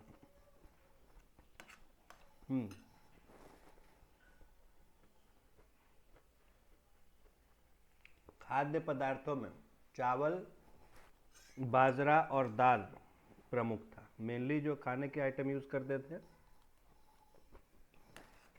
वो चावल, मोटा अनाज में बाजरा और दाल। बंगाल और समुद्र के तटीय इलाकों में मछली प्रमुख खाद्य पदार्थ था। कोस्टल एरियाज में ज़्यादातर मछली वगैरह खाते थे लोग, आज भी लगभग यही है ट्रेडिशन।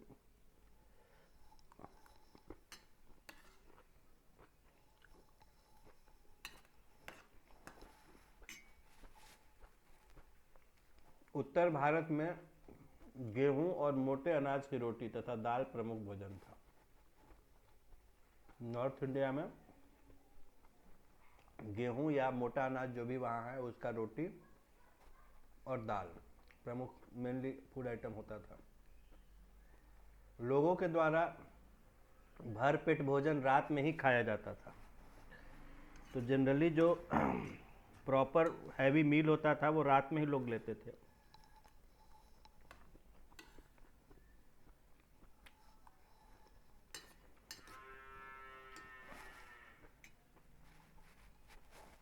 खाद्यान्नों की अपेक्षा तेल घी सस्ते थे, इसलिए लोगों का वह प्रमुख भोजन था। तेल और घी सस्ता होता था, अनाज महंगा होता था। आपको दिखाया ही था एक जो है प्राइस लिस्ट, अलाउद्दीन खिलजी के समय का, कि जब घी वगैरह बहुत सस्ता होता था, अनाज ही महंगा होता था। आज देख लीजिए, अनाज बहुत सस्ता हो गया है और तेल घी महंगा हो गया।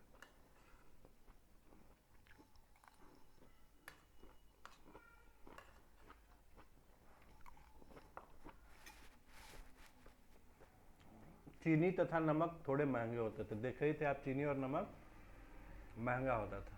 आज नमक और चीनी सबसे सस्ता चीज़ मुझे लगता है खाने पीने में नमक ही चीनी होता है।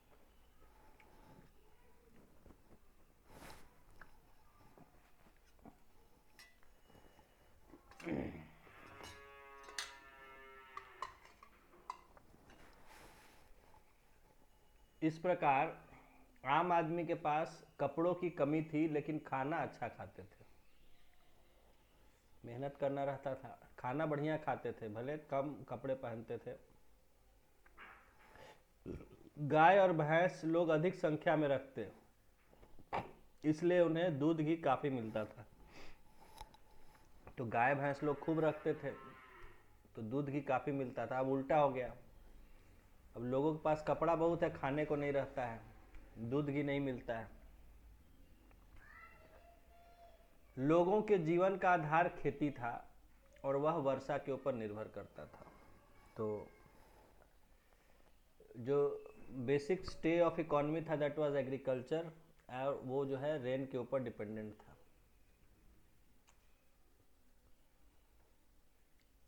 ये मनसबदारी सिस्टम थोड़े आप अभी पढ़ रहे हैं, ये तो आप मनसबदारी खत्म हो गया ना।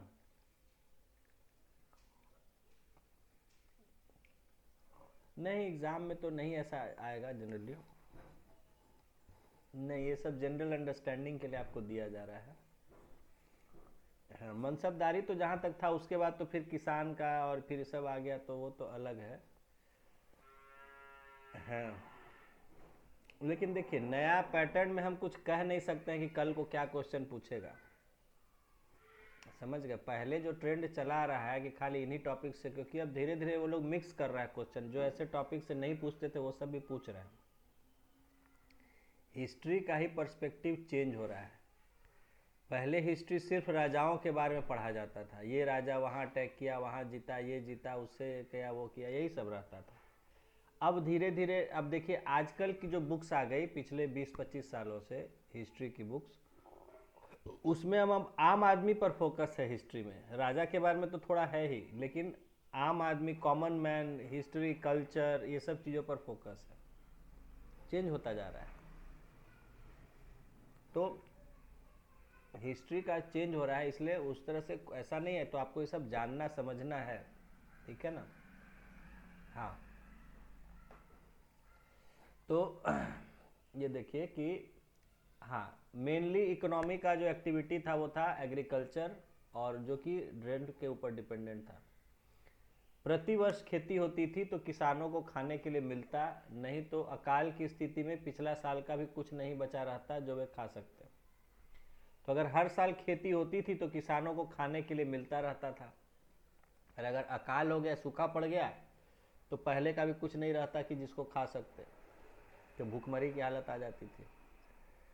लगान जब नकद में देना तय हुआ तो किसानों की स्थिति और खराब होने लग गई। अब क्या हुआ कि लगान नकद चाहिए, तो किसानों का हालत, क्योंकि पहले तो फसल जो होगा उसमें से हिस्सा दे दिया, कम हुआ तो कम, ज़्यादा हुआ तो ज़्यादा, लेकिन अब हुआ कि नकद जमा करना है, यानी फसल आपको बेच के पैसा देना है।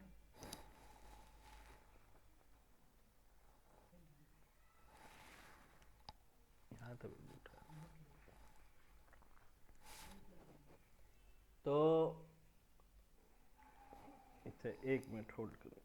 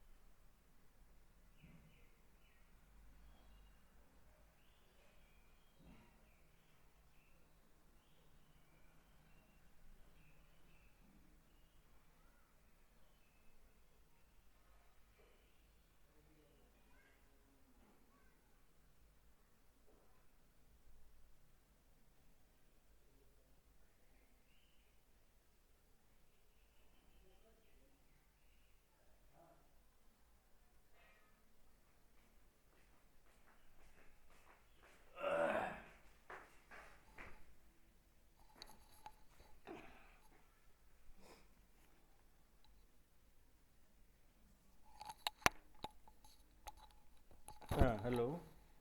हाँ तो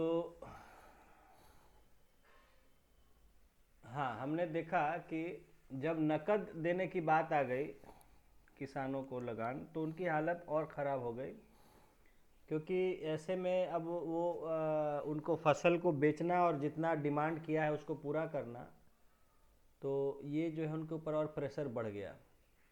लगान देने के दबाव में मंडी में उनका अनाज सस्ता बिक जाता था, क्योंकि कैश में दे तो कैश में उनको प्रेशर होता था कि इतना आपको जमा करना ही है इस डेट तक। तो इसके कारण कई बार उनको सस्ता में बेचना पड़ता, जो भाव देता था बेचना पड़ता था। कुल मिलाकर गांव में रहने वाले बहुसंख्य लोगों का जीवन बहुत गरीबी में बीतता था। तो मतलब इन ऑल कहा जाए कि गांव में जो मेजर जो लोग रहते थे उनका जीवन बहुत गरीबी में बीतता था। मुगलों की धार्मिक नीति और भारतीय लोगों के साथ उनका मिलन। तो देखिए, अब मुगलों का रिलीजियस पॉलिसी क्या था। देखिए, अक्सर जो ये सब विवाद का आता है बात कि मुगलों की धार्मिक नीति और भारतीय लोगों के साथ उनका मिलन, और कैसे उनका इंटरेक्शन होता था इंडियन लोगों के साथ, यहाँ के लोग के साथ। देखिए, अकबर ने भारत में अपने शासन को मजबूत बनाने के लिए बहुसंख्यक भारतीय हिंदू लोगों के साथ अच्छा संबंध बनाने के लिए धार्मिक स्तर पर मेल जोल की नीति अपनाई। तो जैसा मैंने आपको पहले सब समझा चुका हूं कि अकबर ने देखा कि भारत में अगर एक मजबूत सरकार चलानी है तो उसके साथ जो मेजॉरिटी हिंदूज हैं या जो भी लोग हैं उनके साथ रिलीजियस लेवल पे अच्छे हमें व्यवहार करने पड़ेंगे। तो अकबर ने अपने राज्य को स्थायी बनाने के लिए भारतीय लोगों की बहुसंख्यक आबादी यानी हिंदुओं का समर्थन प्राप्त करने का प्रयास किया। तो उसने देखा कि अगर हिंदुओं से हम जो मेल मिलाप नहीं रखेंगे तो यहाँ गवर्नमेंट ठीक से हम चला नहीं पाएंगे। इसी के तहत अकबर ने एक नवीन धार्मिक नीति सुलह ए कुल सर्वत्र शांति को अपनाया, जो मैंने आपको एक्सप्लेन कर चुका हूँ कि जो रिलीजियस पॉलिसी थी सुलह ए कुल यानी पीस विथ ऑल या पीस एवरीवेयर, उसी को सर्वत्र शांति यहाँ ब्रैकेट में लिखा गया है कि peace with all, peace everywhere, peace with everyone, सुलह ए कुल, टोटल पीस। तो यह नीति, ये जो उसकी पॉलिसी थी, सच्चाई, ट्रूथ, न्याय, जस्टिस और शांति, पीस पर बल देता था। तो ये पॉलिसी थी अकबर की कि फोकस था इसका कि ट्रूथ, जस्टिस एंड पीस। तो यहाँ बगल में देखिए बॉक्स में आपको एक्सप्लेन किया हुआ है सुलह ए कुल कि अकबर द्वारा भारत में अपनाई गई धार्मिक नीति, रिलीजियस पॉलिसी थी उसकी सुलह कुल की, जिसमें सभी धर्म के मानने वालों के साथ सहिष्णुता का, टॉलरेंस का व्यवहार किया गया, बिहेवियर किया गया। यानी कि ऐसा नहीं है कि ठीक है हम मूर्ति का पूजा नहीं करते हैं लेकिन वो मूर्ति का पूजा कर रहा है तो उसको क्यों कर रहा है भाई मूर्ति का पूजा, ठीक है भाई, let live, live and let live, जियो और जीने दो, ठीक है। हम इबादत करते हैं मस्जिद में, उसको मंदिर में पूजा करने दो। वो मूर्ति का पूजा कर रहा है, हम नहीं करते हैं, ठीक है भाई, जिसको जैसा ठीक लगे करने दो। तो ये है कि भाई ठीक है, सबको जैसा जिसका है उसको करने दो। तो ऐसा उसने व्यवहार, रिलीजियस पॉलिसी अपनाया कि हर रिलीजन को उसने रेस्पेक्ट किया, उसको टॉलरेट किया। इसको टॉलरेंस बोलते हैं कि ठीक है हम टॉलरेट करते हैं भाई, अच्छा तो नहीं लगता है लेकिन हम टॉलरेट करते हैं। अब जैसे हम लोग का भी कुछ है, खाने रहने का एक होता है, और हम दूसरे को देखते हैं कि अरे वो ऐसे खाता है, वो ये खाता है, वो खाता है, ये रहता है, ऐसे रहता है, लेकिन हम टॉलरेट करते हैं कि चलो ठीक है अब जैसे जिसको रहना है रहने दो, क्या करें हमको। और दूसरी तरफ हम ये करें कि अरे वो ये खाता है, चलो उससे चल के उसको तुम ये अब से नहीं खाओगे, बंद करो, नहीं तो यहाँ से जाओ।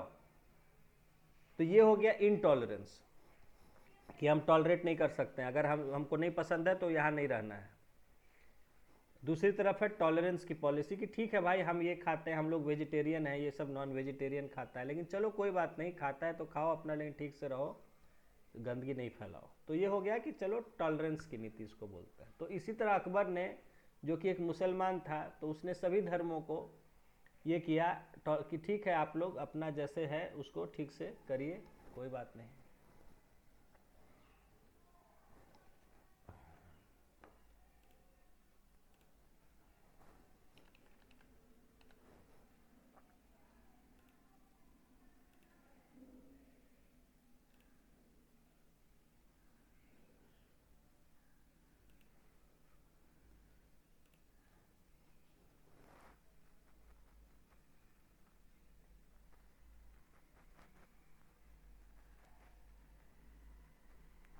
अब देखिए, हाँ हाँ, नहीं नहीं ऐसा कुछ नहीं, वो शुरुआत में हो जाता है कि चलिए शुरू में यूज़ करने में डैमेज वगैरह का डर रहता है, तो इसलिए हाँ, तो उसको बचा के रखना है बस, और क्या उसके लिए। हाँ हाँ हाँ, तो बस यही है कि स्क्रीन वगैरह उसका थोड़ा महंगा होता है क्या, तो चलिए। इसका ओरिजिनल तो आप जाइएगा तो हाँ 7-8 हज़ार ले ही लेगा कम से कम, कम से कम। हाँ, तो अबुल फजल ने सुलह ए कुल के विचार और नीति को अपनाने में अकबर की मदद की। ठीक है, अबुल फजल ने उसको ये मदद किया इस तरह का अडॉप्ट करने में पॉलिसी। जहांगीर और शाहजहां ने भी इस नीति को अपनाया। जहांगीर और शाहजहां ने भी लगभग इसको इसी तरह का वो किया, फेवर किया। औरंगजेब के काल में धार्मिक स्तर पर मेल जोल बनाए रखने की नीति का राजनीतिक स्थिति के कारण खंडित हुआ। ये जो है, जो पॉलिसी अकबर ने बनाई थी, उसको उसका बेटा जहांगीर और फिर उसका बेटा शाहजहां ने भी लगभग उसको फेवर किया, लेकिन आगे औरंगजेब जो आया तो उसके समय में ये पॉलिसी गड़बड़ा गई। रिलीजियस पॉलिसी जो है वो सबके साथ पीसफुल नहीं रहा।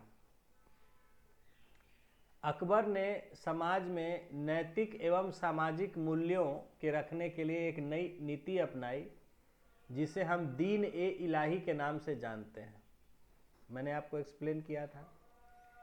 तो उस समय के समाज में जो है कि लोग मिलजुल के रहें और एक दूसरे से, तो उसके लिए एक ऐसा उसने नया एक रिलीजन टाइप का प्रोपेगेट किया था, दीन ए इलाही, कि मतलब इलाही कहते हैं जो सुप्रीम पावर है।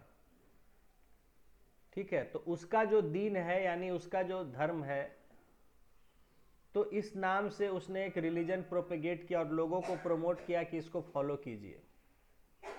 और जिसमें था कि उसमें कि ठीक है सबको मानने वाले, ऐसा नहीं है। उसने कहा कि ठीक है हिंदुओं का भी है, मुसलमानों का भी है, सिखों का भी है, क्रिश्चियनों का भी है, तो सबका एक साथ, ऐसा कोई नहीं है। जिसको जो फॉलो करना है उसको, जैसे क्या है कि एक बंधन हो जाता है, वो बंधन को हटाना चाहता था। बंधन क्या है कि जैसे अगर पूजा के तौर तरीके को लेके है कि हिंदुओं में है कि भाई हम भगवान की मूर्ति के सामने हाथ जोड़ते हैं, मूर्ति पूजा। हालांकि हिंदुओं में भी सभी ऐसे नहीं है।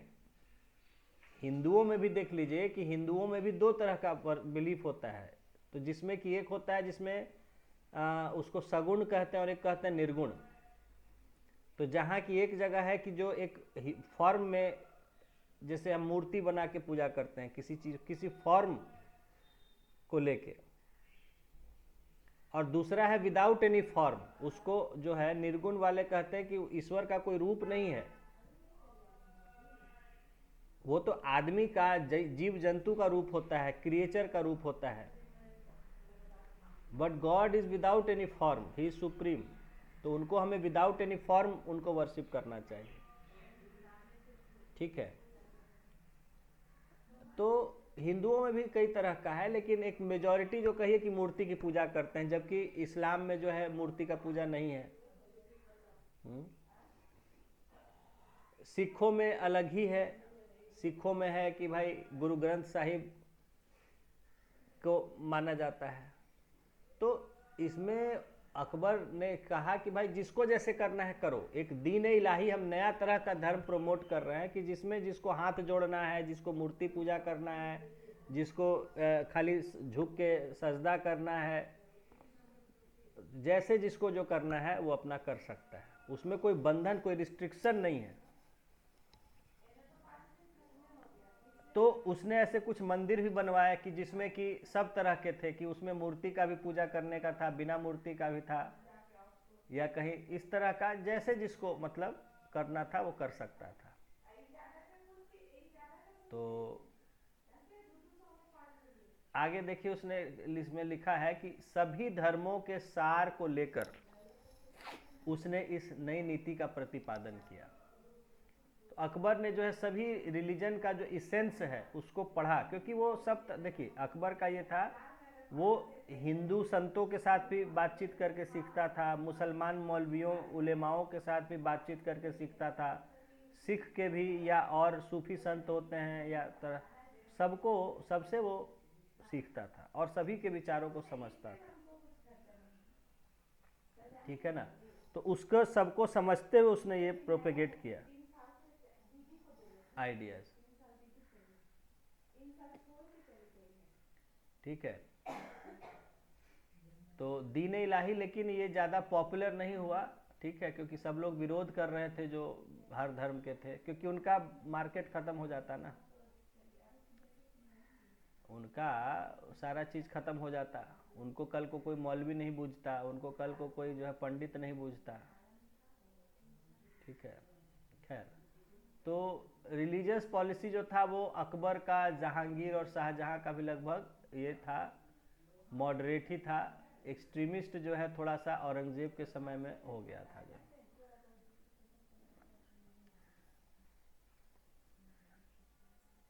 आगे है, अब देखिए जहांगीर और शाहजहां के समय मुगल साम्राज्य। अब जहांगीर और शाहजहां के समय क्या हुआ उसको हम लोग थोड़ा देखेंगे।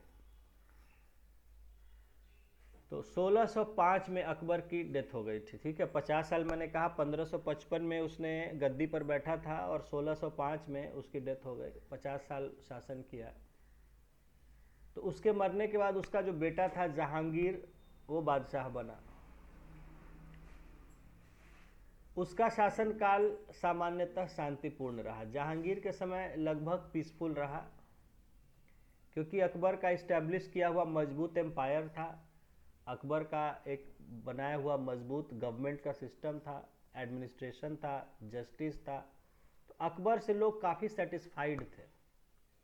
तो इसीलिए उसके बाद जब उसका बेटा बना जहांगीर, तो उसका साथ दिया सभी लोगों ने, तो पीसफुल रहा लगभग उसका रूल। इस समय अधिक युद्ध नहीं हुआ, फिर भी उसने अपने पिता द्वारा जीते गए क्षेत्र पर नियंत्रण और प्रशासनिक व्यवस्था को बनाए रखा। तो जहांगीर ने जो नया ज़्यादा कैप्चर नहीं किया, लेकिन जो पहले से था ऑलरेडी, क्योंकि पूरा इंडिया में लगभग ऑक्यूपाइड था, उसको उसने मेंटेन किया, एडमिनिस्ट्रेशन को जो है चलाया अच्छे से। बंगाल पर मुगल सत्ता को इसने और मजबूत किया, बंगाल पर जो है और उसने कस के कंट्रोल किया मुगल एम्परर का। मेवाड़ के राणा के साथ स्थायी शांति स्थापित की। अब मेवाड़ के जो था राणा महाराणा प्रताप के साथ, और मेवाड़ के राणा के साथ, चित्तौड़ का था महाराणा प्रताप, मेवाड़ का भी था, तो इन सब के साथ उसने एक परमानेंट पीस इस्टेब्लिश किया उनसे, क्योंकि कॉन्फ्लिक्ट होता रहता था। तो उसको भी मतलब चूंकि एक तरफ अकबर ने शादी ब्याह करके उसको वो किया था, तो इसको आगे उसके बेटे ने भी जो है उसको हमेशा उनके साथ शांति किया। पंजाब के कांगड़ा क्षेत्र पर अधिकार किया। कांगड़ा पर इसने जीत हासिल किया था शाहजहां ने, नहीं सॉरी जहांगीर ने। कांगड़ा जो एरिया, हिमाचल एरिया जो समझ लीजिए। तथा अहमदनगर राज्य के साथ शांति समझौते किए। अहमदनगर के साथ जो है पीस कर लिया एग्रीमेंट। जहांगीर के लिए सबसे दुखद रहा कंधार का मुगलों के हाथ से निकल जाना। एक चीज़ जो अनफॉर्चुनेट रहा कि कंधार जो है वो अब मुगलों से आज़ाद अपने को कर लिया था और उस पर कैप्चर करना मुश्किल हो गया था। जहांगीर जो है देखिए वह अपनी न्याय की जंजीर के लिए जाना जाता था। जहांगीर ने एक नया सिस्टम किया था, न्याय की जंजीर जो है बनवाया था। इसके तहत उसने सोने की एक लंबी जंजीर बनवाई जिससे घंटियां बंधी हुई थी। तो उसमें जो है महल में घंटी टंगी हुई थी और उससे एक लंबी सोने की जंजीर नीचे तक जा, जिसको भी अगर फरियाद करनी होती थी राजा से तो उसको खींचता था तो वहाँ घंटी बजती थी, तो उसका फिर न्याय किया जाता था। तो ये सिस्टम जिससे कि राजा तक डायरेक्ट कोई भी अपनी बात पहुंचा सकता था, शिकायत पहुंचा सकता था। ठीक है, जैसे आजकल सब लोगों ने कर दिया है कि अपना ऑनलाइन मोबाइल से, ईमेल से, ऐप से आप डायरेक्टली कंप्लेन फ़ोन नंबर से कर सकते हैं। सब ने इस सिस्टम को आज किया हुआ है, लोग जानते नहीं हैं। नहीं तो डायरेक्ट जो है मोदी के लिए या बिहार लेवल पर कहिए नीतीश कुमार के लिए, बंगाल में ममता बनर्जी, सभी राज्यों में देखा देखी इसको स्टार्ट कर दिया। तो आप डायरेक्ट कंप्लेंट कर सकते हैं बहुत सी चीज़ों का जहाँ करना है। यह राजमहल की दीवार से लटका दिया गया था। ये जो था घंटी और जंजीर, राजमहल का जो दीवार था उससे लटका दिया गया था। और उसने यह घोषणा करवाई और ये अनाउंस करवा दिया गया था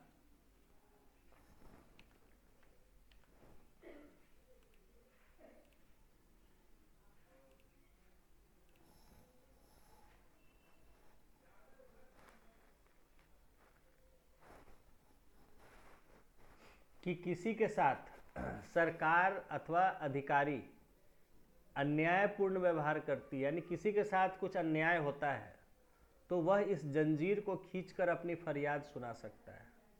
तो इस जंजीर को यानी कि सरकार के खिलाफ, यानी राजा या उसके मंत्रियों के आदेश से किसी को दिक्कत है या कोई अधिकारी किसी के साथ अत्याचार करता है, अन्याय करता है, तो वह इस जंजीर को खींच के राजा तक अपनी फरियाद पहुंचा सकता था। इसका आम आदमी पर कितना असर हुआ यह तो पता नहीं। अब ये आज के डेट में नहीं कह सकते हैं कि इसका कितना असर हुआ। राजधानी के लोग इससे जरूर लाभान्वित हुए होंगे, लेकिन जो राजधानी यानी राजा के किले के आसपास लोग रहा करते थे, राजधानी में रहा करते थे, वो लोग को जरूर फायदा हुआ होगा। अब जैसे यहाँ जनता दरबार लगती थी, है ना, अभी तक जनता दरबार लगती थी, या मैंने आपको बोला कि कई सारा चीज़ जो है मोबाइल नंबर दिया गया और डायरेक्ट कॉल के लिए टेलीफोन नंबर, मोबाइल नंबर या ईमेल है, ये सब दिया जाता है। जैसे देखिए अभी भी हम लोग के यहाँ ये इम्प्लीमेंटेड है चीज़ कि आप देखिए वेबसाइट पर अगर आप जाएंगे तो हर डिपार्टमेंट के ऑफिसर्स का फ़ोन नंबर दिया रहता है, ईमेल दिया रहता है, या किसी भी डिपार्टमेंट से जहाँ आपको है उसका। अभी देखिए अब प्रोडक्ट है कोई भी, आप अगर, ये तो मतलब गवर्नमेंट से हो गया, कोई आप सामान वगैरह भी खरीदते हैं उस पर भी नंबर्स, हेल्पलाइन, कस्टमर केयर, ये सब लिखना ज़रूरी कर दिया गया और लिखा रहता है। तो जैसे देखिए कि मैं अभी कल गया हुआ था, कल परसों मार्केट में लेडीज़ मैडम को लेके, तो वहाँ मार्केट में जो है कोई एक कॉस्मेटिक शॉप पे था, तो वहाँ एक आई हुई थी लेडी अपने हस्बैंड के साथ, और वो लैक्मे का कोई प्रोडक्ट कुछ रहा होगा मेकअप का, उसको वो रिटर्न कर, वो कह रही थी कि मैं इसको कई बार से यूज़ कर रही थी लेकिन इस बार मैं लगा रही हूँ तो आँख में मुझे कुछ धुंधलापन जैसा फील होने लगता है, तो इसको आप रिटर्न कर दीजिए। तो वहाँ जो ओनर थी वो भी लेडी थी, उसने बोली कि भाई, या और स्टाफ था, उसको बोला कि देखिए क्या बहुत स्टैंडर्ड प्रोडक्ट है, इसमें दिक्कत तो नहीं होता है, लेकिन चलिए आप कह रहे हैं तो हम इसको रिटर्न मतलब कर लेंगे, लेकिन आपको हम पैसा रिफंड नहीं करेंगे, उसके बदले आप कोई दूसरा प्रोडक्ट, यही दूसरा कोई इसका कंपनी का लेना है या कोई और चीज़ लेना है जो भी आपको, वो ले सकते हैं। अब वो इतना सीन क्रिएट करने लगी वहाँ पर अननेसेसरी, अब क्या बोले, हम भी थे, बड़ा हल्ला करने लग गए, ये वो है नहीं। और तो जबकि बहुत नॉमिनल कोई 150-200 रुपये का प्रोडक्ट था, कोई बहुत एक्सपेंसिव ऐसा नहीं था, लेकिन अब ठीक है जो जैसा रहे। तो फिर उसने समझाया भी कि देखिए ये ना, हम प्रोडक्ट हम सिर्फ बेचते हैं, ठीक है ना, हम बनाते नहीं हैं, स्टैंडर्ड कंपनी का प्रोडक्ट है। आपको उस पर टोल फ्री नंबर दिया हुआ है। अगर आपको प्रोडक्ट्स, क्योंकि देखिए हम सामान आपको बेचने में गड़बड़ी नहीं ना किए हैं, आपको अगर उसके क्वालिटी में कोई वो है तो उसका नंबर दिया हुआ, उस पर आप कंप्लेंट कीजिए। तो ऐसा है कई जो है तो उस पर रहता है, और आप उसको कंप्लेंट करके अपना कर सकते हैं, और कंपनी उसको बात वो करती भी, लेकिन लोग करते नहीं हैं। हाँ, ये सब के सिस्टम से जैसे अमेज़ॉन वगैरह है, तो इससे हो गया है कि बहुत हम जैसे ऑनलाइन बहुत, तो उसमें वो बिल्कुल सुनते हैं तुरंत, और उसको जो है वो क्लेम उसको हैंडल करते हैं, रिफंड है या चेंज है, रिप्लेसमेंट है, बहुत सारा चीज़ जो है रिटर्नेबल नहीं होता है, तो उसको हमको वो मतलब प्रोडक्ट भी कहा कि ठीक है सर रिटर्न तो नहीं लेंगे, पैसा आपको रिफंड हो जाएगा, रिफंड भी किया है बहुत सारा इस तरह चीज़। तो ये करते रहता है। कहने का मतलब है कि ग्रीवांस का जो मैकेनिज्म है वो है, और उसको लेकिन लोग करते नहीं हैं उसको फॉलो, कि भाई आपको कोई प्रोडक्ट नहीं ठीक, खाने में कोई प्रोडक्ट आप लिए हैं ख़राब लग रहा है, तो जैसे उसको आप कंप्लेंट कीजिए। अब जैसे अभी मैंने कुछ फ्लिपकार्ट से लिया था, उसको मैंने कहा ऐसे मैं किया कि भाई मुझे इससे दिक्कत लग रही है खाने में कुछ, तो उसने रिफ़ंड कर दिया जो है कि ठीक है, रिटर्न फूड आइटम रिटर्न नहीं होता है, आप उसको जो करना है करिए, लेकिन आपका पैसा रिफ़ंड हो जाएगा।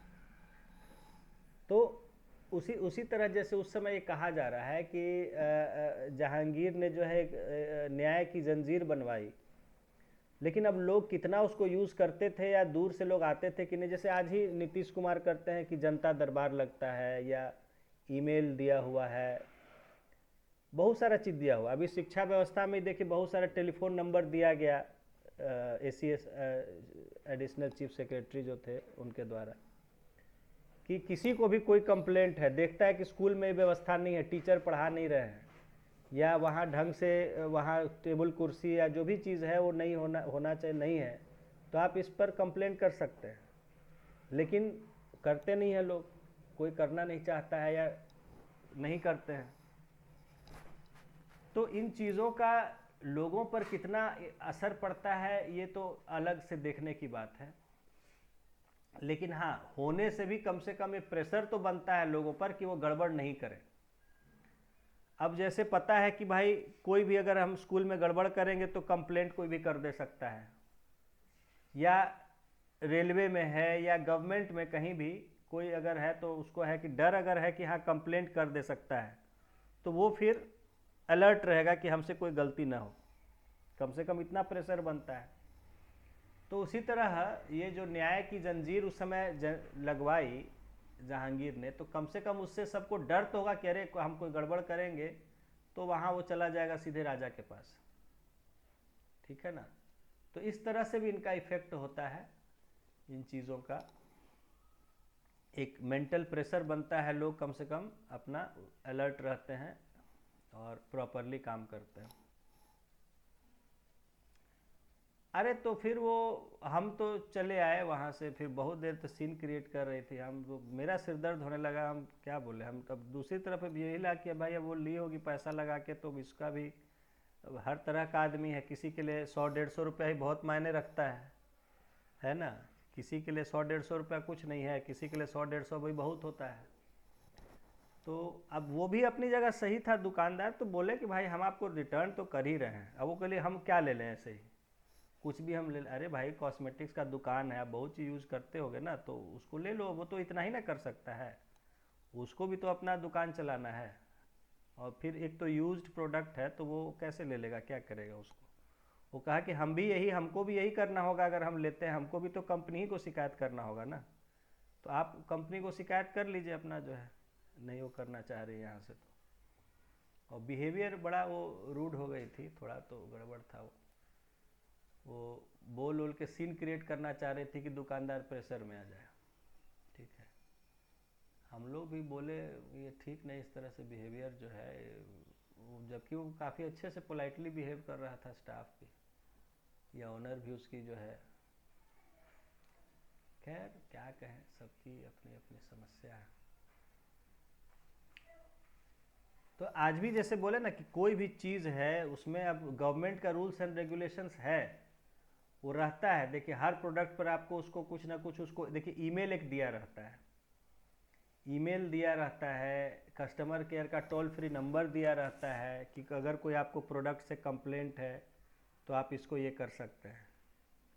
देखिए अभी मेरे सामने एक पैकेट है अमूल के मिल्क रस्क का, ठीक है, मिल्क रस्क जो हम लोग चाय वाय के साथ खाते हैं, बिस्किट।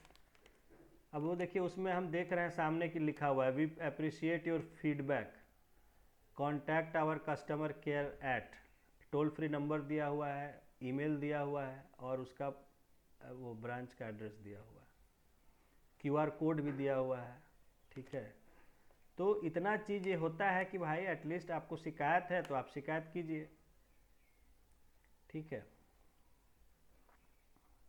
अब मुझे ही, मैंने बोला कुछ नूडल्स वगैरह था, हम खाए, हमको लगा उससे इरिटेशन टाइप का फील हो रहा था, तो मैंने उसको किया कि भाई इसमें लिखा हुआ है कि किसी किसी को इसमें इरिटेशन हो सकता है, एलर्जी जैसा बिहेवियर कुछ लोगों को हो सकता है। तो मैंने कहा ठीक है, तो फ्लिपकार्ट ने उसको तुरंत वो किया कि ठीक है हम सर आपका रिफ़ंड कर देते हैं जो भी है।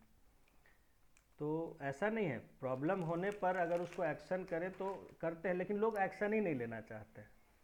लोग अब उसको अरे छोड़ो अब क्या है, या उसको जानकारी नहीं होती है कई बार कि हाँ, तो ऐसा नहीं है, करने से होता है ज़रूर। जैसे शुरुआत में मोदी सरकार आया था, जब बना था तो इन्होंने भी अपना ऐप वगैरह लॉन्च किया था, नमो ऐप या कई सारा, या माई गव, या तो उन सब के माध्यम से था कि आप डायरेक्टली अपना बात मोदी तक पहुंचा सकते हैं। उनका देखा देखी नीतीश कुमार ने, फिर मध्य प्रदेश में शिवराज सिंह चौहान ने, या और कई राज्यों में इस तरह का डायरेक्ट हेल्पलाइन नंबर इशू किया गया कि जिसको भी अगर कोई है शिकायत तो वो डायरेक्टली सीएम से कांटेक्ट कर सकता है।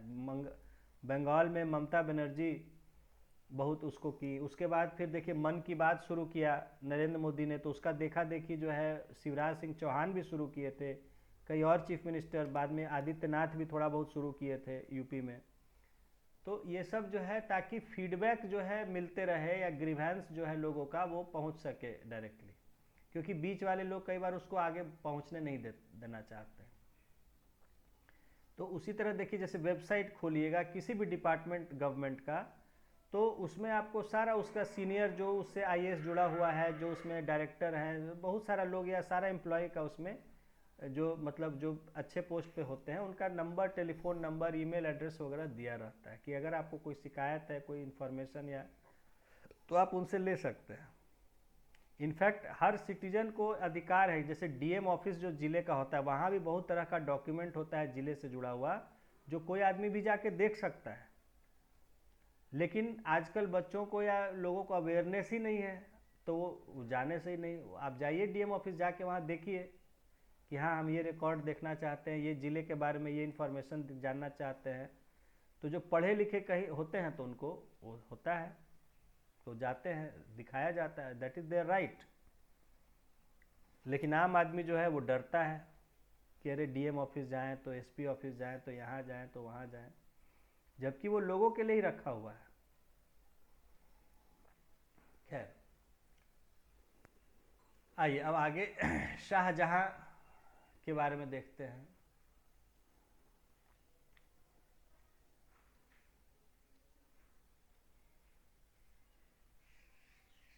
शाहजहां यहीं रहने दे, चलिए ठीक है। जैसे देखिए इंटरव्यू होता है आईएएस में, तो इंटरव्यू होता है तो उसमें आपको ज़िले का भी, आपके ज़िले के बारे में भी इंफॉर्मेशन काफ़ी कुछ पूछा जाता है। तो हाँ, आपके ज़िले के बारे में, आपका स्टेट के बारे में सब कुछ। तो वो ज़िले का इन्फॉर्मेशन जो है कई बार अपने ज़िले में डीएम ऑफिस में गैजेटियर एक बोला जाता है, वो होता है। गैजेटियर में जो है वो पूरा डिस्ट्रिक्ट का इतिहास वगैरह सब कुछ होता है, डिटेल हिस्ट्रीज, गैजेटियर बोलते हैं। हाँ, तो ये अंग्रेज़ों के समय में ही बनना शुरू हुआ था और आज तक वो पुराने भी रिकॉर्ड रखे रहते हैं। तो आपके, हाँ, अंग्रेज़ के समय ही बनाया गया था, पहली बार शुरुआत हुआ था, उन्हीं लोग का शुरू किया हुआ है। तो जैसे गैजेटियर जो होते हैं वो एक तरह समझिए कि इंफॉर्मेशन के मैगजीन्स होते हैं, तो अलग अलग लेवल के होते हैं। जैसे गैजेटियर एक हमारा पूरा इंडिया का गैजेटियर है 4 वॉल्यूम में, गैजेटियर ऑफ इंडिया, जिसमें इंडिया का हिस्ट्री, ज्योग्राफी, कल्चर, और इकोनॉमी, माने 4 वर्सन में है। एक में है इकोनॉमी एडमिनिस्ट्रेशन, एक में है ज्योग्राफी, एक में है कल्चर हिस्ट्री, और एक में एडमिनिस्ट्रेशन। इस तरह से 4 वॉल्यूम में बना हुआ है। गैजेटियर ऑफ इंडिया वो दूसरा है कि फिर डिस्ट्रिक्ट गैजेटियर्स, हर जिले का गैजेटियर बने थे। अंग्रेजों के समय से ही शुरू किया गया था। तो ये हर जिले के ऑफिस में रहते हैं। आप अपने ज़िले का इतिहास उसमें जाके देख सकते हैं पूरा, तो उसका ज्योग्राफी देख सकते हैं क्या है नहीं है। तो वो डीएम ऑफिस में रखा रहता है जनरली, या जहाँ उसका रिकॉर्ड होता है। वो इसीलिए होता है कि जो भी पढ़ा लिखा व्यक्ति उसको देखना पढ़ना चाहे, उसको डीएम ऑफिस में ही रहते हैं जनरली, डिस्ट्रिक्ट गैजेटियर जो है। तो अरे तो अब जाके वहाँ पता करना होगा ना कहाँ रखा रहता है। वो तो वहाँ जाइएगा तब ना पता चलेगा, वो हम कैसे बताएंगे। तो जैसे कि इंटरव्यू वगैरह का समय होता है तो उस समय लोग अपने अपने ज़िलों में डीएम ऑफिस से जाके उसको एक्सेस करते हैं ऑनलाइन। अब तो ऑनलाइन सब होने लग गया होगा। पहले जो है उसको तो अपने ज़िले में ही वहाँ रखा रहता था। अब तो बहुत सारी चीज़ें सबको डिजिटल कर दिया गया है। हो सकता है कि ऑनलाइन भी अवेलेबल अब हो गया होगा। उस समय तो ये तैयार करना रहता था, तो उसके लिए आपको डीएम ऑफिस से ही जाके अपने ज़िले का गैजेटियर देखना होता था। ऐसे दिल्ली में रहते थे तो दिल्ली में जैसे 1-2 लाइब्रेरी हैं सरकार की, जहाँ की ये सब सारा रखा रहता है पूरे देश का। तो मैं देखा करता था, जैसे सेंट्रल सेक्रेटेरिएट है उसकी लाइब्रेरी में भी रखा रहता है। तो वहाँ मैं कहीं का भी वहाँ गैजेटियर आप देख सकते हैं पूरे देश का। तो इस तरह से जो है, जैसे अभी देखिए, अभी आपका सरकार का कोई भी आदेश है क्या है, वो गैजेट में नोटिफाई होता है, गैजेट में आता है, और हर वीक छापा जाता है कि इस वीक में क्या क्या गवर्नमेंट ऑर्डर पास हुए, क्या क्या कैबिनेट डिसीजन हुए, ये सब हुए। अब तो पहले वो कागजी में छपता था, तो वो आप जैसे पटना में है तो पटना में आप उसको ऑफिस से जाके उसको देख सकते थे। अब उसको ऑनलाइन कर दिया गया। ऑनलाइन जो है आप उसको साइट पर ही देख सकते हैं। क्योंकि देखिए, जो भी सरकार के आदेश होते हैं, जो कानून बनते हैं, और जो आपके कोई कैबिनेट डिसीजन वगैरह, तो ये सब जो है वो जनता के लिए, जनता के सामने देना जरूरी है। तो अब वो ई गैजेट के माध्यम से ऑनलाइन आता है। ई गैजेट, पहले गैजेट होता था, अब ई गैजेट, यही, हाँ, या उसको गजट, हिंदी में लोग गजट कहते हैं। जो हिंदी मीडियम वाले हैं तो गजट कहते हैं। तो गजट में जो भी सरकारी आदेश है वो गजट में छपता है, या कोई कानून बना या कुछ भी गवर्नमेंट ऑर्डर आया, तो अब ये सब ऑनलाइन हो गया है। अब ऑनलाइन आप देख सकते हैं, ठीक है ना। और उसी तरह देखिए कि आप वेबसाइट पर जाएंगे तो वहाँ आपको, जैसे आप जाइएगा, ये है, उसके लिए एक डिपार्टमेंट बना हुआ है, department of information and public relation, है ना। तो उसके साइट पे जाइएगा तो हर हफ्ते कैबिनेट का क्या डिसीजन हुआ, मुख्यमंत्री ने क्या डिसीजन लिया, या किस डिपार्टमेंट में क्या डिसीजन हुआ, या नया गवर्नमेंट ऑर्डर, बहुत कुछ उसमें जो है सब वो दिया रहता है देखने के लिए। तो वेबसाइट पर इसीलिए डाला जा रहा है ताकि लोग उसको देख सकें, ठीक है। लेकिन पढ़े लिखे इतना लोग कोई जानता नहीं है, ना देखना चाहता है। तो हम लोग आपको देते हैं, जहाँ जब जो ज़रूरत होता है बताते हैं। तो ये सब अवेयरनेस होना चाहिए। बहुत सारा चीज़ जो है बच्चों में अपना, कि हाँ वेबसाइट जानिए, पहले नहीं होता था। फिर इंडिया ईयर बुक में सबका वेबसाइट दिया जाने लग गया। इंडिया ईयर बुक देखे हैं ना, तो उसमें जो है सारा वेबसाइट डालने लग गया कि हाँ, ताकि वहीं से आपको वेबसाइट पता चल जाए, किसका वेबसाइट क्या है, कहाँ देखना है क्या है। पहले लोगों को वेबसाइट नहीं आइडिया रहता था। तो ये सब जो है, अब तो वेबसाइट, अब तो डायरेक्टरी एक india.gov.in तो वेबसाइट ही बना दिया गया है, जिस पर आप इंडिया से जुड़ा हुआ कोई भी तरह का इंफॉर्मेशन, वेबसाइट, नियम कानून, संविधान, सब कुछ वहाँ से ही आप चेक कर सकते हैं। वेबसाइट बना हुआ है ना, india.gov.in। तो इंडियन गवर्नमेंट से या देश से कहीं से भी जुड़ा हुआ कोई भी तरह का इंफॉर्मेशन आप वहाँ से एक्सेस कर सकते हैं।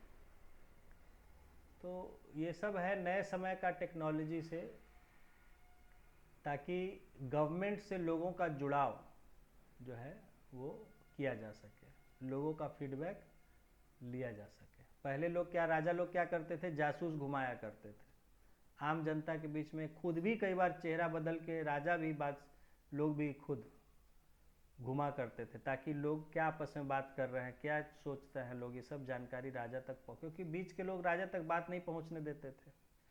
तो राजा की भी जिम्मेदारी होती थी, कई बार वो भेष बदल के आम आदमी के बीच में घुमा करता था, तो हम लोग उनकी कहानियाँ पढ़ते थे, वो सब कई बार आता था, कहानी हम लोग बचपन में पढ़ा करते थे।